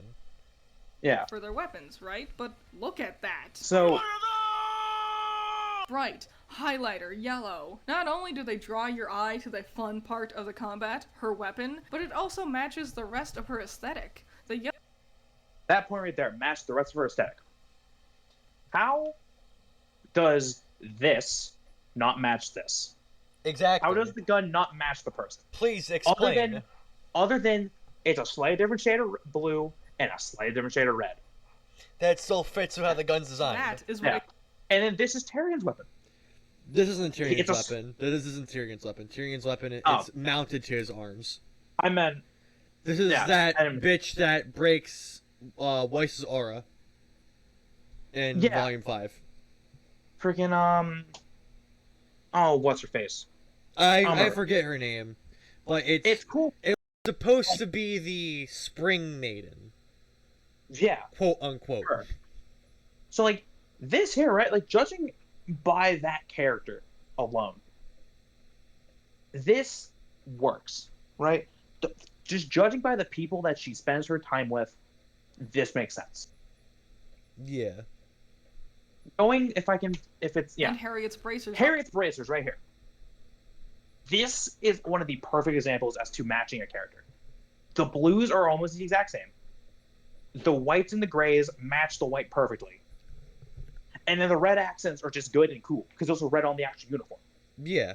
All right. So well, let's compare. saying that it doesn't match, and what we see later in a quote unquote better redesign, is dumb. It matches even less than what she's complaining about. Yeah. Not only Where do are we they at? aesthetic, We were around the here. yellow of her, Yeah. her eyes. Ember Celica is made for yanked out whites and gray tones. It's just the same colors as the Aesop's uniforms. Yeah, because it matches. They're military personnel. They don't need and they shouldn't have flashy weaponry. You know, I said this to Noah in our DMs, and like at the beginning of this video, I've already seen them, but the way my theory is the Aesop's weaponry were made in the same factories that Ironweed produces every other piece of military weaponry. Because it makes sense. All of the parts are already there, just what they want their weapons to be. Using the same paints, the same general parts, and all of that. Yeah, Simple as that. I'd like to point this out. What military general or captain or high-ranking officer would allow a group of soldiers that are supposed to look identical on the battlefield? Why would they allow them to have super colorful weapons and super colorful uniforms? Wouldn't that be a detriment to Yeah. any scenario? Friggin' think of the way the U.S. military uniforms look, right? Mhm. They're colored in a way that they can blend in pretty well with most environments. Yeah. So imagine you're in a desert and you have a bright neon pink jumpsuit on with a neon yellow gun. There is no hiding. You're not even trying to hide that point. You're trying to be as obvious as possible. And even like a forest, right? A forest situation. Same similar colors, right? You're not blending in. If your goal is to blend in and to be as stealthily as possible and not cause as much chaos as possible, what military general or higher up would allow any of their high-ranking officers to do something stupid in terms of their uniform or weapon choice, so that they would possibly get killed? I don't know, man. I don't know. And don't y'all go saying that freaking Clover using a fishing rod got him killed.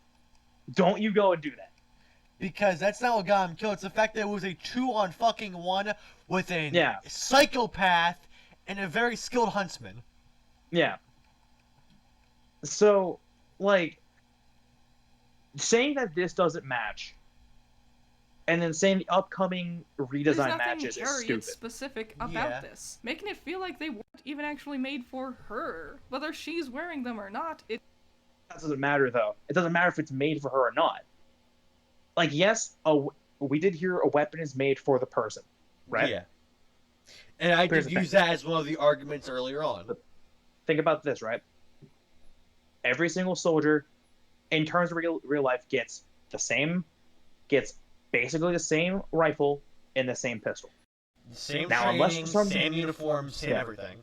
So unless for some reason, like there's stories out there, I saw a news article one day of there's this one soldier out in Ukraine who had literally 2 like Smith & Wesson revolvers on his hip. Like that, something like that, that's a little different. Yeah. But most of the time, it's the same weapon, same assault rifle, same pistol, same everything. Mhm. The only reason why they're different here is because it helps enhance their abilities. Yeah. Freaking Harriet is really fast and has bracers that could help her break things in a very quick and fast and powerful manner. And I'm not sure if I said this, I'm not sure if Mir noticed this earlier on the video, but the Aesops were the best of the best. Iron would pick them out to perfectly complement their skill sets, which means their weapons would function in much a similar fashion. Yeah, and it was like Elm's hammer that's a rocket launcher. Mm-hmm. Right?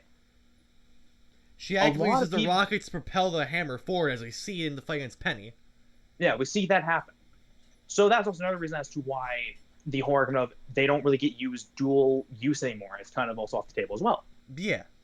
But the point I'm making here is that weapon, it was designed for her semblance in mind. Mm-hmm. Similar to Harriet and her bracers. Think of it this way, right? Elms, when she uses the rockets to propel the hammer forward, she is mounted to the ground with her semblance. Yeah. You That will not way be able to she move. isn't moving. It's the hammer that's purely doing all of the moving. Yeah. All the energy is going to the hammer. And then think of freaking the guy who can just magically extend his limbs, which I'm calling Stretchy Boy because I don't know his actual name. Yeah. Freaking, he's in here somewhere. I'm not going to go find him. Yeah, it's gonna be a lot more He scrolling. uses his semblance more than his weapon. Because semblance is more useful than his weapon. Exactly. But also, his weapon, as we see, is kind of only a surprise attack-based weapon. Yeah. It's not really going to be useful. Like, if I pull it up, I'm actually going to take the time to find it now. But, where is it? It's somewhere. See them even when they're in action. It's in here. It's on this way. Where is it?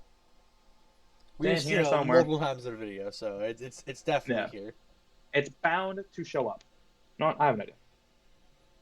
Roll to about... Since Here, these maybe. weapons feel so bland.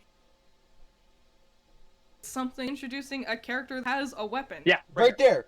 It's two separate glaives. Yeah, it's literally just they form a disc basically. Compared to a semblance, it's way better. Could you imagine? Oh, There's a better picture right there. yeah.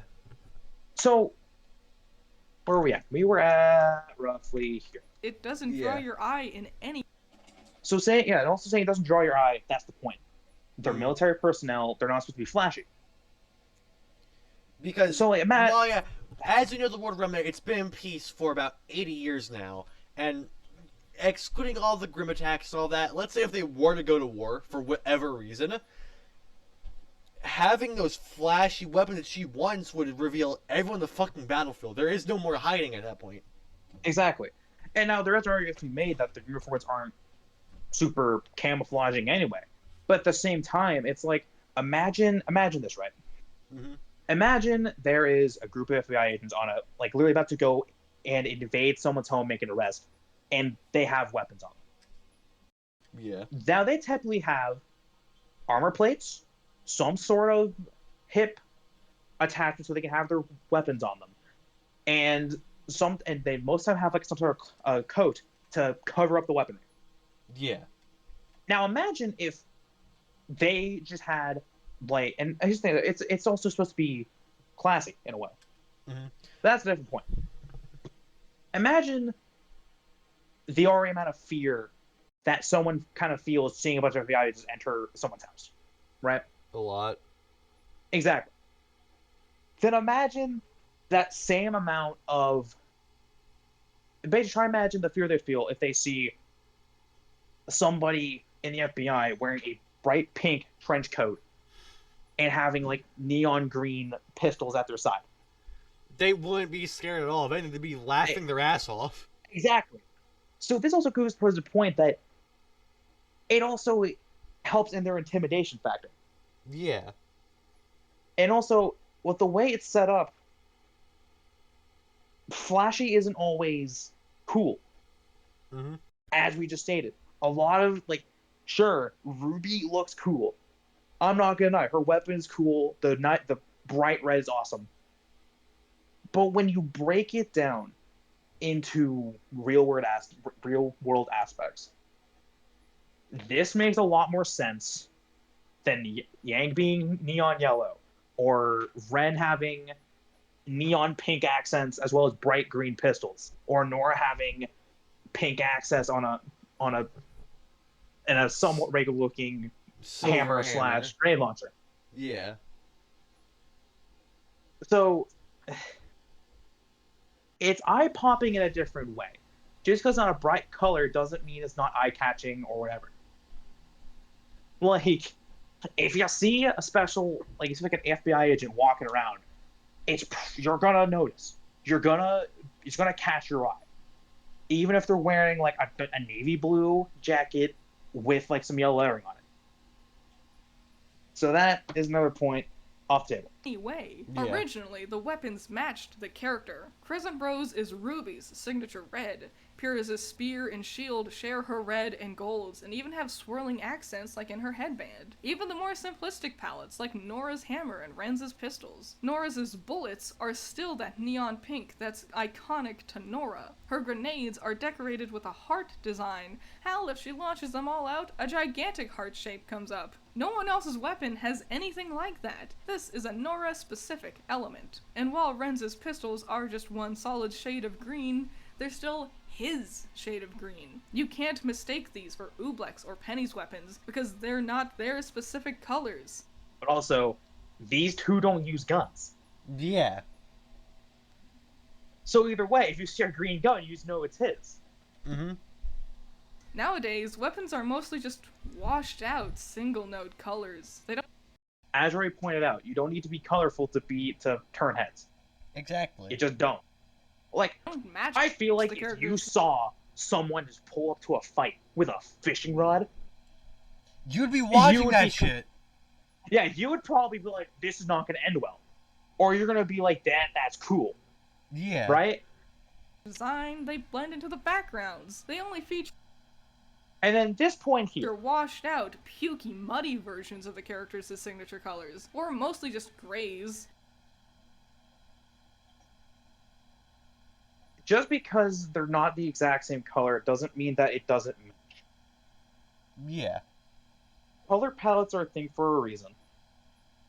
And certain color, and even though this is brighter and darker in certain spots, it still works. Their colors will complement each other. I didn't say that people said this is a good looking weapon because the palette works. Exactly. And then going on a Out, bit, pukey, if we muddy can, versions of the characters' signature colors. Like- or mostly like, did you raise? Where is Not it? even an impressive type of silver, Let's see it. just gray. that's another point as to it doesn't need to be flashy, right? Mm-hmm. Sure, it's just gray. With some blue highlights every here and there. Yeah, but it's also a military weapon. Mm-hmm. So if it's flashy, it kind of defeats the point of it kind of working. And even then, look at the head of the hammer. That would still turn heads. Yeah, like literally, it's propelling itself with a rocket-based thing, and then smashing down with this. Yeah. I feel like if you saw a big, strong, muscular woman just flying through the air with a freaking rocket hammer, and then hitting something or someone with it, you're gonna be turning some heads. Yeah. Like, did you even notice Robbins' crossbow is shaped like a bird? Yes, I did. The first time watching it. Like I the first thing I question- noticed. Now this one is just less of it being stupid and more of Are you questionability. blind? Yeah, you can clearly see it's a bird. Even in this, it's not the best angle. It's clearly a bird. Yeah. There's no emphasis for it. If this is even a better shot, like I feel like if you didn't get it the first time, okay. Seeing it this time, it's a bird. It's clearly a bird. You can't argue against it. Yeah, and also there's another thing. She says this looks bland because it's just brown with some gray. Think about where Robin came from. She came from the slums. Now, I'm not an expert, but the slums are not very rich. Yeah, They don't have a lot of money. So this being basic in terms of color scheme and functionality, it fits the character because it fits where she came from and what she stands for. Yeah. And then even the people she teams up with, they both have pretty basic looking spears or staves. Again, But I they're said sti- see you in DMs. I'm pretty sure the girl's name is Fiona. It's Yeah. it's a sheep girl. she has relatives who lives in the slums for the slums. Yeah. So it's like, and literally a lot of the weapons of the other 3 people that she teams up with, except for the sheep one, are these intricately designed spear like crossbow things. Yeah. And even though they're just like gray and silver, they still look cool. Yeah, If they get brought up, I think they get brought up pretty soon. Even There's when a they pause when bother it comes in, but they look sick. to Yeah. give these new weapons some style, it just gets overlooked due to its drab color palettes. Could you imagine if Team Ruby used these washed out colors for their weapons? And then, but here's the thing: they're the main characters. They don't need. They shouldn't deserve that, and also it helps them stand out as a main character. Yeah. Even the simple colored weapons like Gamble Shroud and Martin. Oh, yeah. And this is another point. Listen to this. These washed out colors for their weapons, even the simple colored weapons like Gamble Shroud and Martinaster still have pop to them. The ribbon excess. For Weiss's sword, if if we Team can Ruby pull it up used here, these washed out, the Weiss uses a can't simple really rapier, get it's a good still look at it. vastly Yeah. more. right here. The only real big difference between the past weapons that she is saying it doesn't look good because it's mostly gray is the little bit of engraving on it and the cylinder full of dust. And I will What's that- admit, what's the it looks really good, but it's not because it's a simple weapon with these intricate designs on it. It's because the color palette works. Exactly. And I'm it telling looks you. good because it Recolor the engravings. Color them any different color other than black, and I'll tell you, the weapon will look 100% worse. yeah. So and then there's an even better picture. Right here. Mm-hmm. And then saying that this is objectively better than this, even though Blake's sword is literally just 3 colors. monotone colors. Yeah, You have white, gray, and black. Yeah. these are quote unquote drab colors. So what makes this any different than Robin's crossbow? I don't know. I What's really the don't difference know. there? Her crossbow is brown with some silver. This is mostly black with a white accent, and some gray here and there. And this is very basic. It's just a Glock with an extendo mag and an attachment on top to have a blade. And the ribbon for attached to the magazine. Yeah. That's all there is. But here's the thing. And then there's Robin's crossbow, which is it's a literal bird. Mm-hmm. Like, how does that make sense? Like, this works because it's simple, but also looks good with the color palette. This is good and cool because of the concept. This is cool because it's a bird. Exactly. Like, come on, man. Even the Weiss then Winters' simple rapier, We'll put it here. it's still vastly more visually striking than Winters' simple sword. Okay. Once again, high-ranking military personnel. Her sword's very basic, but still looks good. They're Her, both simple she's weapons literally the with simple color right-hand palettes, but woman, there's I guess, of Yeah. Ironwood. Yeah, so it makes sense why her weapon's basic. Even looking at Ironwood's revolvers, they're not that flashy. It's Yeah. just silver with some And even- engraving on it. No, this is a perfect screenshot. Just look at the intricate design of the handles Yeah. and where the second blade detached from in the first sword. Yeah. We literally have a part where the handle fits in like it screws in. We have this part here where it simply comes out. So at least this. And then look at this handguard. This one's a little more basic, but that's is what it is. This is cool looking. And when put together, it looks nothing so cool. unique to Winters' Exactly. There's no eye-catching pop. And then here, look at this. Look at the design of the pommel. Look at the design of the handle. Like, Of those dust changes. it's like, insane. Oh yeah, and this is where This is another- where we see the recolor Yeah. that we talked about Oh. earlier. this is what it looks like normal. let's take a bolt and This is the recolor. Tell me, how does this fit the How does- character? This looks more like a Nerf gun than Nerf guns themselves, dude. Exactly. Like, this matches. This is an eyesore. She uses like 4 different shades of blue. She darkens Exactly. the blacks that are going to be darkened, and she adds unnecessary bits of gray instead it's- of white. It's literally just, it's a slightly brighter color red, It has 1, 2, 3, 4 different blues in it, plus the gray, and then the little bit of black down here, and also here. Compared to the only 4 colors used here, which is objectively bad, compared to the mishmash of colors that don't even really work together. How? And this person has a history of creating bad designs. While creating the thumbnail you guys see in this video, I found this Blake recolor. It's not good. The design makes no sense. The design for Blake feels less like Blake than the way she complains that Blake's actual design doesn't feel like Blake. Sorry for saying Blake a whole lot there, but, you know, the character's Blake and all. In another video, she literally says that they need to put Blake in more black and not as much white. And put and her then in more that redesign purple. it's mostly purple. Purple and gray. Weapon, like something where you can actually see the weapon now. Because Yes, because you couldn't see the weapon before this. Are you before blind? it was an eyesore. The reason you can see it now is because it's an eyesore compared to the original design. You can still see this. This works way better than this. This is an eyesore. It pops because of how obnoxiously colorful it is. This turns heads because it's very futuristic looking. Yeah.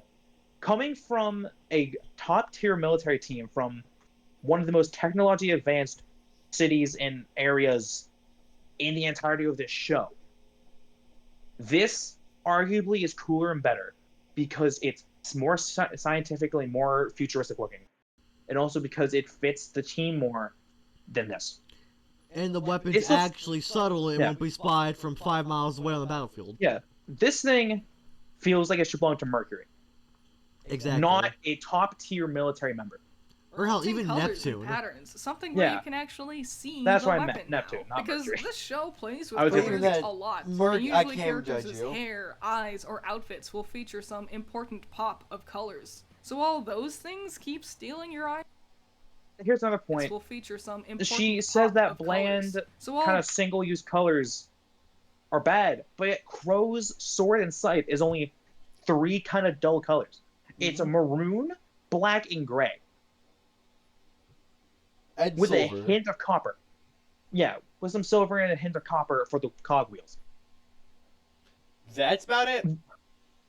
Well, Nothing this too is fancy. brown and silver. Like, it's really brown, gray, and silver. Same amount of colors, practically the same except for brown instead of like maroon or dark red, whatever the crap it is. those things keep stealing your eyes away from their weapons whenever they're in use. And I know they can make this work still. Watts' gun is visually entertaining with its color palette. Yeah, but look at Watts as a character. When I think of this man, I think of a very dramatic, over-the-top Wild West character. Exactly. His revolver fits that. Exactly. No, another example of that, when me and my mom were first watching the show together, we literally both referred to him as fucking Mr. Steampunk. Because look at the outfit. Yeah. He's Look at the literally mustache. a steampunk guy. Yeah. Like... And the gun drives that point home. Yeah, this is designed the way it is because it fits the character. It was designed for it. Whereas Robin's crossbow was designed for Robin. Freaking, this was not designed for him. Weapon shape, yes. The color in the palette does not work, though. Like, this looks and feels so much more natural than this. And yet, we've seen numerous time and time again, the weapon fits the character, and when it's justified, they look good, and they look cool. Mm-hmm. Because, here's the thing, Aesops, they're important for only 2 seasons, right? Yeah. And all the other reason of them being a top military team. So, everything that was said, them being side characters, them being high military ranking, all that stuff equals to them getting blander weapons and not super flashy looking gear. Yeah. We see Watts how many times throughout the series? He comes up how many times? We see him fight how many times? We've seen him since Volume 4, the very first episode. He doesn't return to the end of Volume 4. He's an integral character in Volume 5. We don't see his actual first fight until Volume 7. Yeah. But the thing is, though, we know the character. He Yeah. is important to the story for it to progress, and his weapon fits his aesthetic. Yeah. Even Cinder's weapon. I hate Cinder with a passion. But her being able to literally go, okay, fire sword now, that's cool. And it makes sense. She's one of the maidens. She Exactly. has the power to summon shit like And that. Yeah, and also her main semblance is fire related. Yeah, hell, she doesn't even. We see her summon weapons in Volume 3 before she even has, like, full maiden powers. Exactly. So it's just like saying that none of these things work is bad. Because they clearly have been seen to work. Mm-hmm. As well as various other reasons to why they're designed the way they're designed. He can get a cool looking weapon. Why can't everyone else? But I think more importantly, all of this I've talked about here is because there's a lot else. There's an example But of I think more importantly, his semblance. Yeah. This is more useful than this. As we've seen time and time again. all of this I've talked about here is because there's a lack of care being put into the weapons. There's the snap. The Some of this freaking I've talked about Spiro's here talking is about. because Yeah. there's a lack of care. You can barely see it, but yeah. These are two crossbows into a staff shape, right? So Yeah. there's an intricate little detail that you can see from this shot alone. Care being put into the weapons. Somewhere along the way with the volumes, weapons became less. And look at this. Pirate-themed character. Right? Has pirate-themed swords. Yeah. Look at the detail on it. You have the little, like, grill holes here. You have the little, like, parts here. You have the pommel design. And look, this looks like a latch. Yeah. Like, there's so much design put in here. Like, the little, like, cut here for this. It works for the character. Mm-hmm. Less and less important. And also, they're a side character that you see for only a couple minutes. Yeah. Not even a full What's the episode's point? length. Yeah. And the best part is, when they're fighting Maria in that episode, Maria has two cool sides.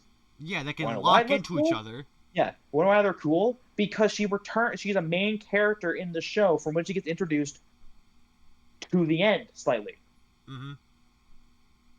While semblances became more and more prominent. Now, semblances are another fun aspect that makes RWBY a fun show and gives the There's the stabs again. Are another fun aspect that makes Boom.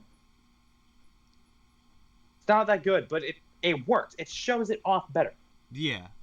Like, RWBY Come a on. fun show and gives the fights emphasis, but it's never really been treated this way before. Semblances were used so rarely that we didn't even get to see Nora's until Volume 3, Renz's until Volume 4, and Jean didn't even unlock his until Volume 5. Semblances were mostly used for combo moves, or to have a really cool, big, flashy fight finisher. But nowadays, usually their semblances tend to feel like the real important aspect when designing a character.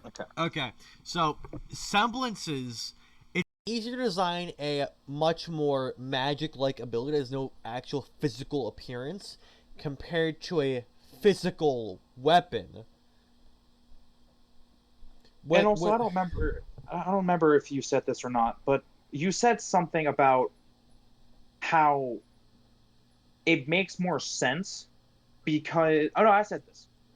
It's better to have a really cool superpower than to have a somewhat basic-looking weapon if the weapon serves the power and helps you in every other way except for having a kind of crappy power compared to a really super good weapon. Look, to give you an example, let's go to her coloration of Ruby Scythe. It looks terrible, right? But her semblance helps make up for it when it comes to combos. As she says, and Ruby still uses her semblance for combo moves. She still uses the semblance and the knockback of the sniper rifle to propel herself in directions and help land a certain hit that she needs to break into an actual opening to land the final blow. Yeah, so the entire argument of semblance have become more important and kind of made the weapons less important. There is a point to be made. Yes, semblance have become more important. But they are used in conjunction with the weapons. Hell, for example, this picture right here says it all. Robin's semblance is dog shit during combat. Hers is a lie detector test, not an actual combat effective semblance. Yeah, so like it was used in a time when, like, this right here, this scene in general, like, this works a lot to show off her semblance compared to, like, what's in her scene? I'm trying to think of a scene when she tried to use it during combat. I don't think she did. Because she Okay. hasn't, because hers Yeah. can't be used in combat. Exactly. So the entire thing of semblance had become more important over weapons in combat. The reason why weapons in combat have kind of been not pushed aside, but not as important, is because the story has gone from being a silly action cartoon on YouTube to being a very much in-depth, very story-heavy show. Yeah. So basically having, like, look at Ruby Volume 1. Sure, the story. It explains some stuff. But people didn't watch the first couple seasons for the story. They watched it because of the good fights. Yeah, the fights were extremely well animated. Exactly. Compared to the storyline of Ironwood having his trust betrayed, threatening to blow up an entire city, and then being killed in the process of after basically having his plan foiled. Right? Yeah.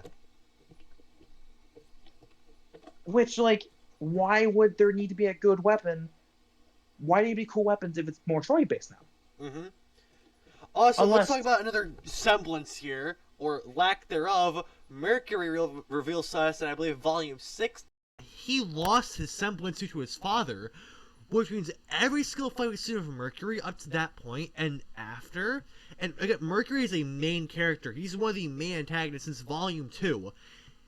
That's all purely skill driven. He hasn't had a semblance to help back him up like Yang or Ruby or anyone else. And not to mention, he doesn't really have that cool of a weapon. It's Yeah. just a gun in his shoe. Mm-hmm. And yet, his fight scenes are some of the coolest. Exactly. Like, the Yang versus Mercury fight in Volume 3 is one of my favorite sweet, fights. and it's very well animated. Exactly. So the entire argument of weapons have not been important recently is also kind of null and void, because they were important in the earlier seasons, but there were characters that did not use any weaponry, Mm-hmm. and they used resemblance only. Or in Mercury's case, he didn't even use a semblance; he just freaking used gun shoe. Yeah. Now I'm trying to freaking Penny's semblance, quote unquote semblance, time was the swords technically. I actually don't know what Penny semblance is. I haven't done any research into. I'm just gonna say that's what it is because that's all we know. And even that's not even like her Yeah. semblance, because Velvet can, as you see in Volume 3, she can Yeah. use it. So it's another thing. We don't even know what Velvet's semblance even is. Or any of Team Coffee. Yeah. So, like, they became more important because a lot of characters didn't even have one. Yeah. And the show is kind of, based around semblances. That's kind of what makes this world unique. Mm-hmm. Like, the weapons also are unique, but the semblance is what makes it good. That's what makes it unique. That's why we're focusing more on it, because that's what makes it a unique thing. I can think Exactly. of a million times Vine or Elm use their semblances over their weapons. Not Because Because their semblances make more tend to be sense for like more the real- scenarios. Semblances were mostly nowadays. Where is it? Usually, I can think of a million times Vine or Elm. Like, use Vine their being able to grab things, just pull on it, keep it disabled, that's more useful than these. Yeah. semblances over. And Ellen being able to lock herself down, then hit something with a hammer, and not have anything bad happen to her in the process. Like, Very useful ability. yeah. And this goes back to the whole they're not getting replaced, they're used in conjunction. Mm-hmm. Like, come on. Weapons. Not in tandem with their weapons, but. Oh yeah, also to mention freaking Ren using the grappling hook feature Yeah. on his gun. Like, that's another thing. I was going back to, the weapons aren't used in non-combat situations not much anymore. There was another scene of literally just instead him of using their it in a lenses way that over is their really weapons. competent oriented. Not in He tandem with used their it to weapons, save but instead of John their and weapons. Now, I don't Gang from necessarily falling think off the edge of the highlighting a cliff. character's Yeah. special superpowers during combat is a bad thing, but it seemingly has completely taken over, to the point where it's changed the way our characters fight. It's no surprise Weiss has completely changed her style. Another point. If you knew you're trying to fight an enemy that you couldn't kill, aka Salem, wouldn't you want your most powerful ability to be at its peak and as powerful as possible, so you actually stand a chance of fighting her in a way? Yes. And also, not only that, but we see that Weiss, she has adapted her fighting style to compensate for not being able to summon. But we see her fight mostly using summons because that summon is stronger than her. Yeah. How I see it, I'm going to use a lot of more game terms here, but you have terms additive and multiplicative, right? Additive means you're just adding on to that, of course, and multiplicative means you're multiplying it. Hence the terms add and multiply being part of it. The way I see Weiss's summoning is that it's much more multiplicative compared to additive. Otherwise, she'd be doing much more of the fighting herself. And also, I think of it this way: a lot of people get mad at her for not doing both at the same time. When we clearly see that if she loses concentration or runs out of aura power to sustain the summon, The summon it just goes away. disappears. Which, Yeah. again, we learned this in Volume 5, bringing it back to Volume 5 apparently being the worst volume, being one of the best when it comes to actual lore. Auras and semblances are one and the same. You can't have one without the other. And if an aura takes immense amounts of concentration to actually use, wouldn't a semblance also have the exact same thing? Wouldn't you need an immense amount of concentration to actually use your semblance as well? Yeah, so that argument was less about even this video, just more in general, but still, Yeah. one thing with this one, right? Even skipping past Weiss and her fight style, let's go to Blake. Her semblance is being able to make clones of herself. Yeah, with the and different she can affect the elements using dust. Yeah. How many episodes have we seen her do that? Not many. The first thing I think of is the finale to Volume 3 where she actively uses it to help get Yang away from Adam. Well, that also because it's used in Volume 8 when Ruby gets knocked out. Yeah. It's used in the scene where her house gets overrun and she freezes those two guys. Yep, we're using ice. And then also in the train scene in Volume 2. Yeah. So the reason why they use their semblance more is because A, they're more powerful than they were back when they first started using them. And also because they kind of have to survive. Yeah. And they're fighting tougher and tougher opponents each and every single episode. And it's even in one of the episodes, in the episode where they go and start Amity, right? Mm-hmm. If Ruby did not use her semblance the way she did to get past Central Command, the plot would not have progressed at all. They would have been stuck sitting there right now. Exactly. So, the thing is,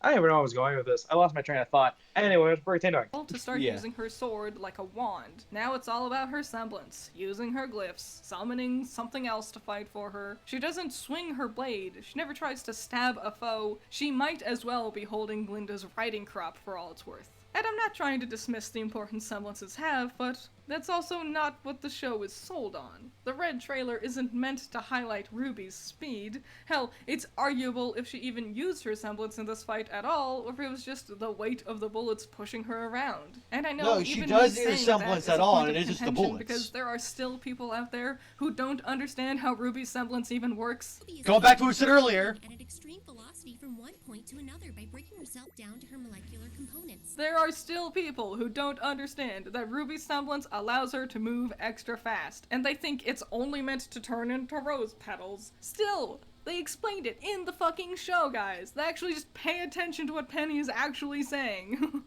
So while semblances are fun and are fantastic... she doesn't pay attention to herself. That's the issue. She doesn't pay attention to herself and what she's actually saying compared to what's actually happening in the show. We have used 5 seconds of critical thinking to come up with every single point that we have said. And while, yeah, we're reiterating a lot of what we had in the first recording, that first recording still has the exact same rules applying, and some of the shit we're saying wasn't said or thought of during the first one at all. I'm pretty sure Noah can vouch for that, too. Yeah. And we can continue on. For combat, it means that weapons have suddenly become unimportant. Weapons now act as little more than a prop to point at someone you don't like, to bounce off an enemy's weapon flaccidly, to be an excuse for someone else to show off their semblance, nothing more. And it's just a shame. Like I said, the show really sold itself on the use of cool, crazy weapons. Nowadays, they might as well not even have them. Going back to the point of, it's more story heavy, not action heavy. Yeah. It was sold as an action show to get people invested into the universe. Then once And they as had the- found their audience, they started shifting it Yeah. from action to story action to then story. And also, as the characters developed and actually, grew up, it became more about them learning how to live within the world that they're put in, as well as trying to do their job properly. Yeah. Like, it's less about the flashiness and more about critical thinking and survival. Mm-hmm. Because, like, there's another point, actually, I'm going to bring this up later, but I'm going to play a video and There's a bring this up distinct later. lack of creativity, whether it's in the design, the function, the choreography, all of it. And like I said, there's a lot that goes into what makes a weapon interesting or not. There's no simple answer to solve this problem. Oh, give it flashy colors! Well, Watts' gun is flashy, but in battle it's no different than anyone else's guns. Use unique items to combine together. Well, Marrow's weapon is a gun boomerang, and that's pretty unique, but it's still a boring weapon in combat. Give it really intricate transformation. Well, even Robin's crossbow unfolds, but it's still bad. It's to the point where I question, did Ruby really lose that part of her personality? This part here. I brought this up to Gren the other day. Mm-hmm. It's called Over Growing Up. over DM, and during the first recording for this video. Yep, it's called Growing Up. Ruby as a character was not the same as when she first went to Beacon. At Beacon, she was a naive kid who just wanted to help people. Mm-hmm. We can see from literally the end of Volume 3, when she watched Veil fall, Pyrrha die, freaking after seeing Gang with her arm cut off, a lot of stuff changed for her. After hearing that her friends are no longer there, not because they're dead, but because they don't know where they went. Exactly. So,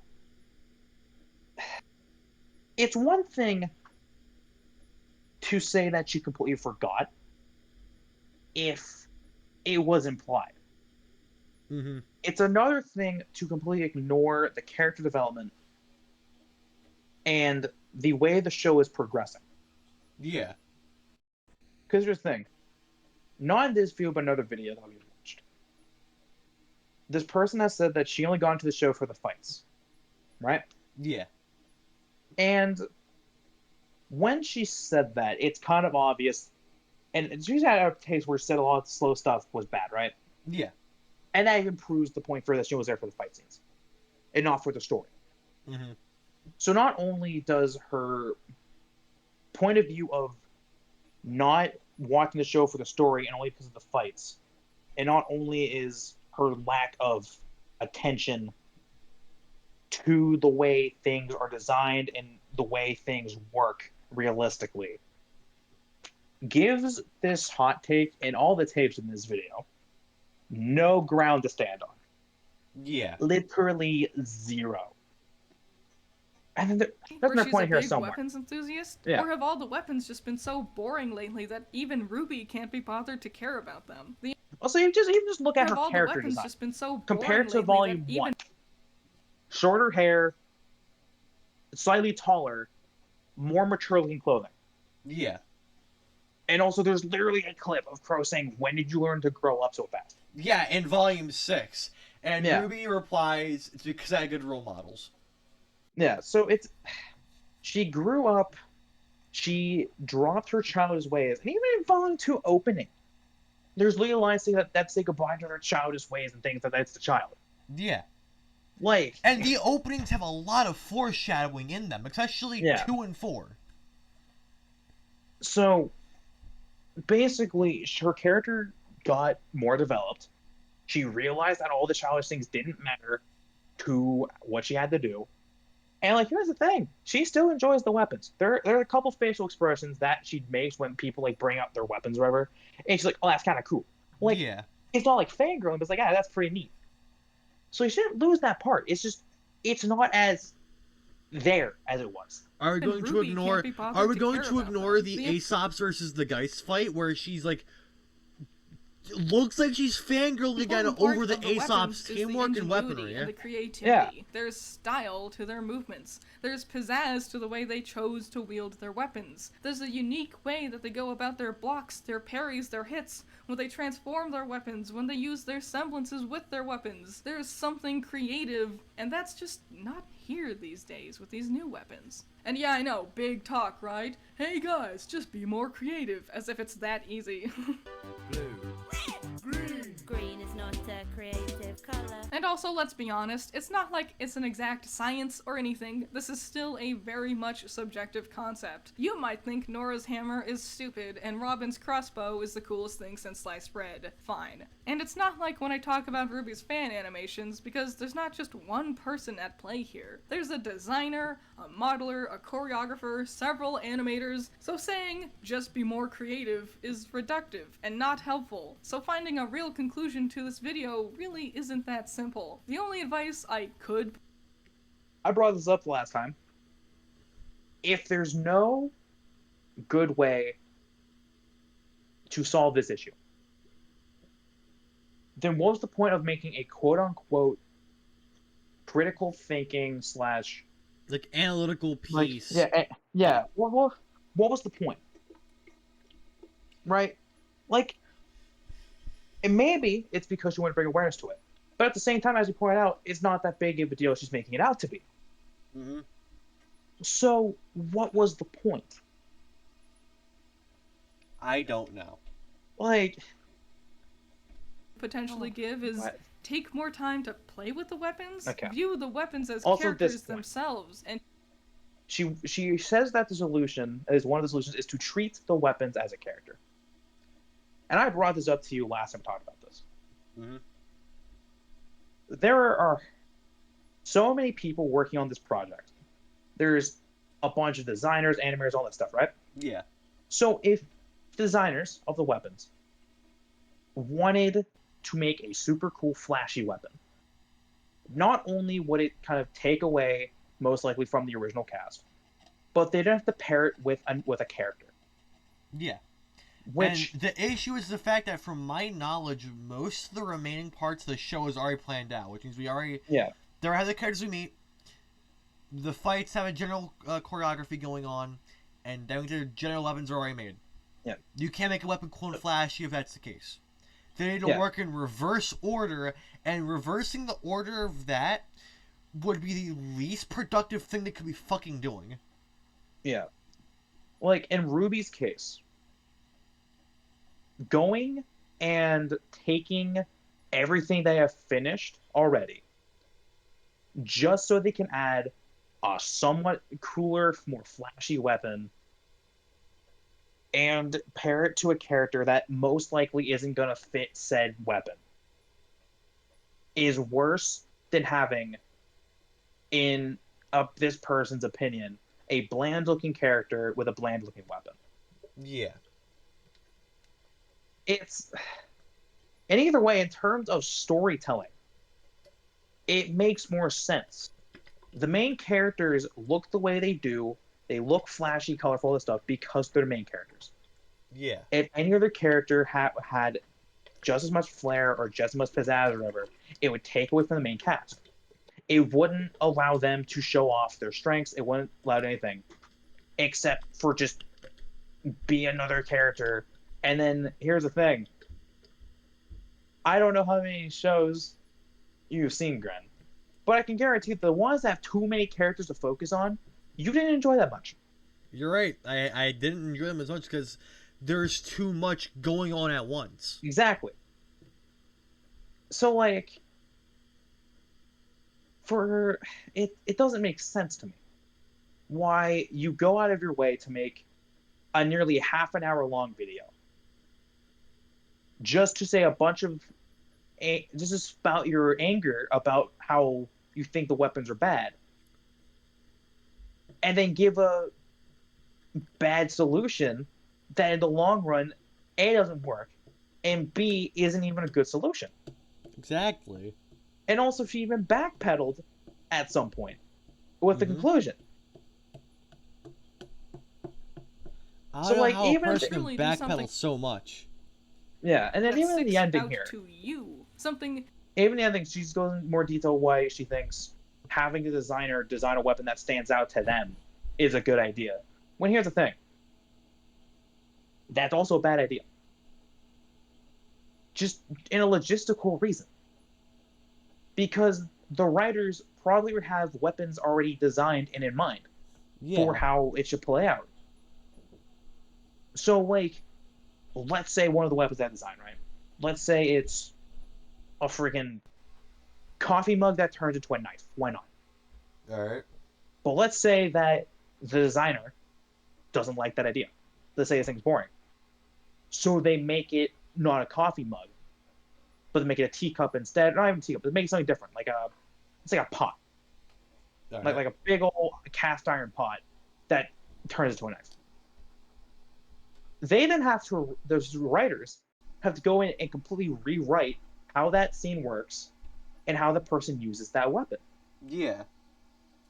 Because, like, when I think of a coffee mug X knife, I think of, the practicality of it. Coffee mug, you can drink stuff out of it. Yep. Pot, you can cook stuff with it.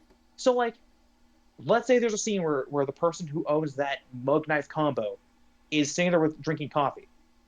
They have to completely scrap that so they can then feature the weapon being used in its intentional form. Yeah.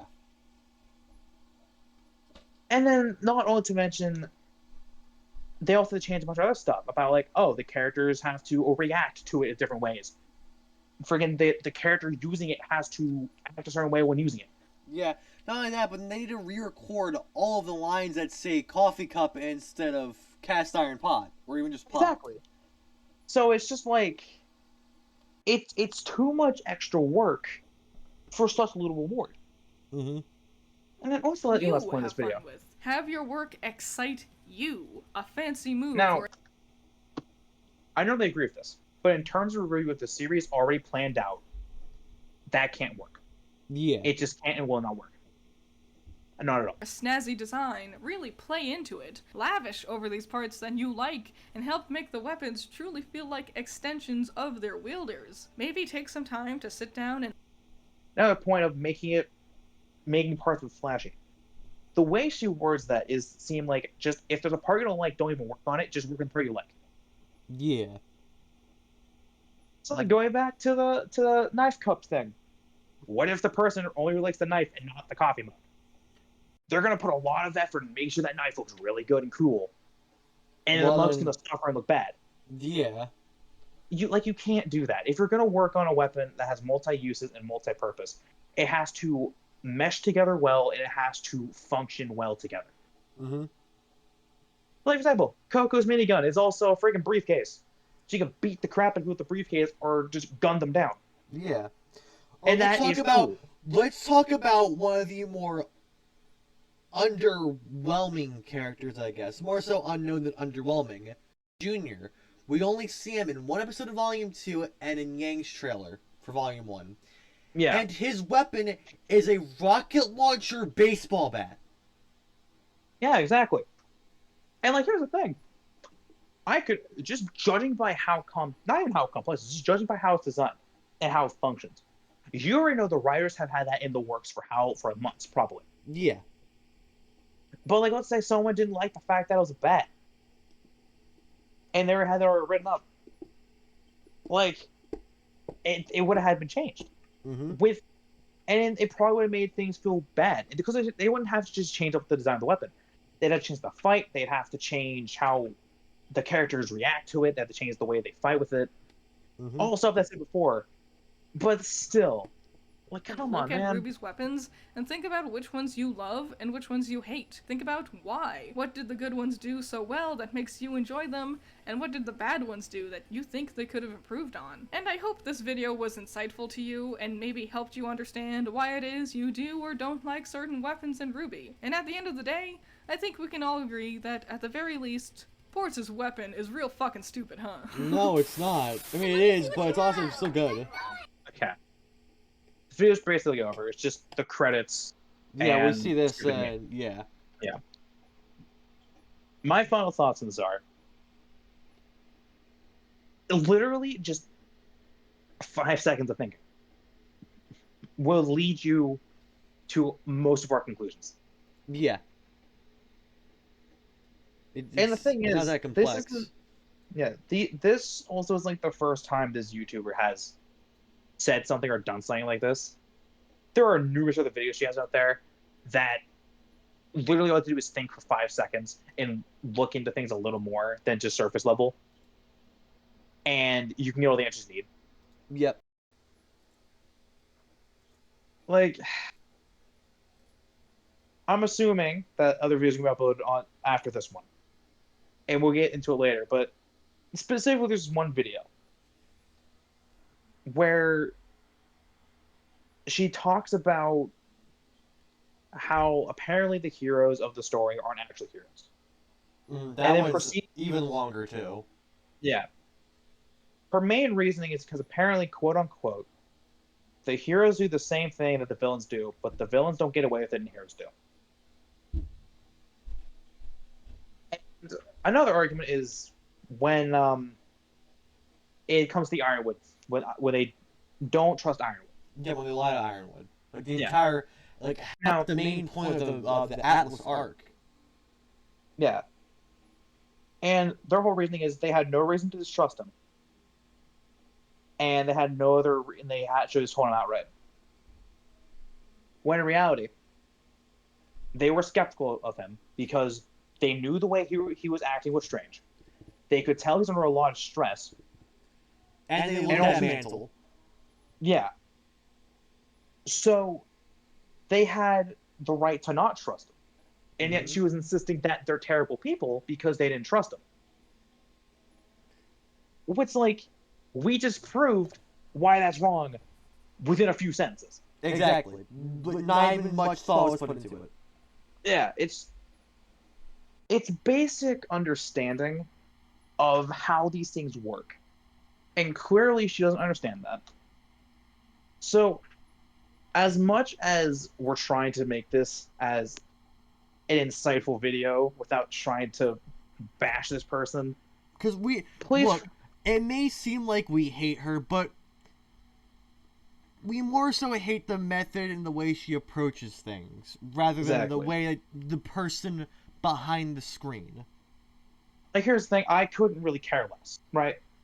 I'm not gonna lie. Me and Gren last night we were just browsing her Twitter for like an hour, just seeing the stuff she was posting, just because it was funny. Yeah. Like, it was just to see the stuff that she was getting mad about or saying, just because it's funny. Mm-hmm. We weren't even like going into a college or thing and seeing she's a terrible person. We were just sitting there, just having a good time. We were Wow, vibing. just- We were chilling. Yeah.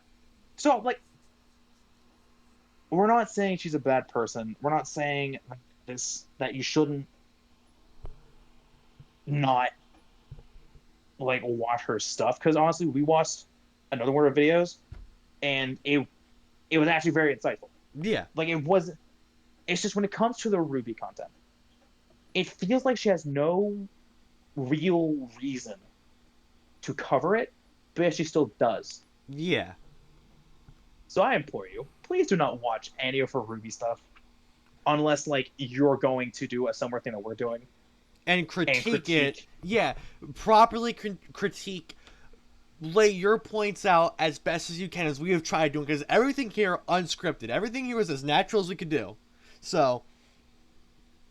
Yeah, and please don't go onto this video and be like, "Oh, you're just a bad person. You're just an idiot." Like, that's just, That looks bad. in general. It's not insight. Look, the title says a lot, and so does the thumbnail. It's more so clickbait than anything else, like the rest of YouTube. But hey, you know, if it works, it works. It's also supposed to be funny. Yeah. There's difference between jokingly making fun of something or someone, and going our way to make it seem. Yeah. Like, it may seem that we are hating her, which in some cases her opinions are stupid enough. To a point where we might as well To- be hating her, but Yeah, different But topic at for a this- different day. yeah, but still.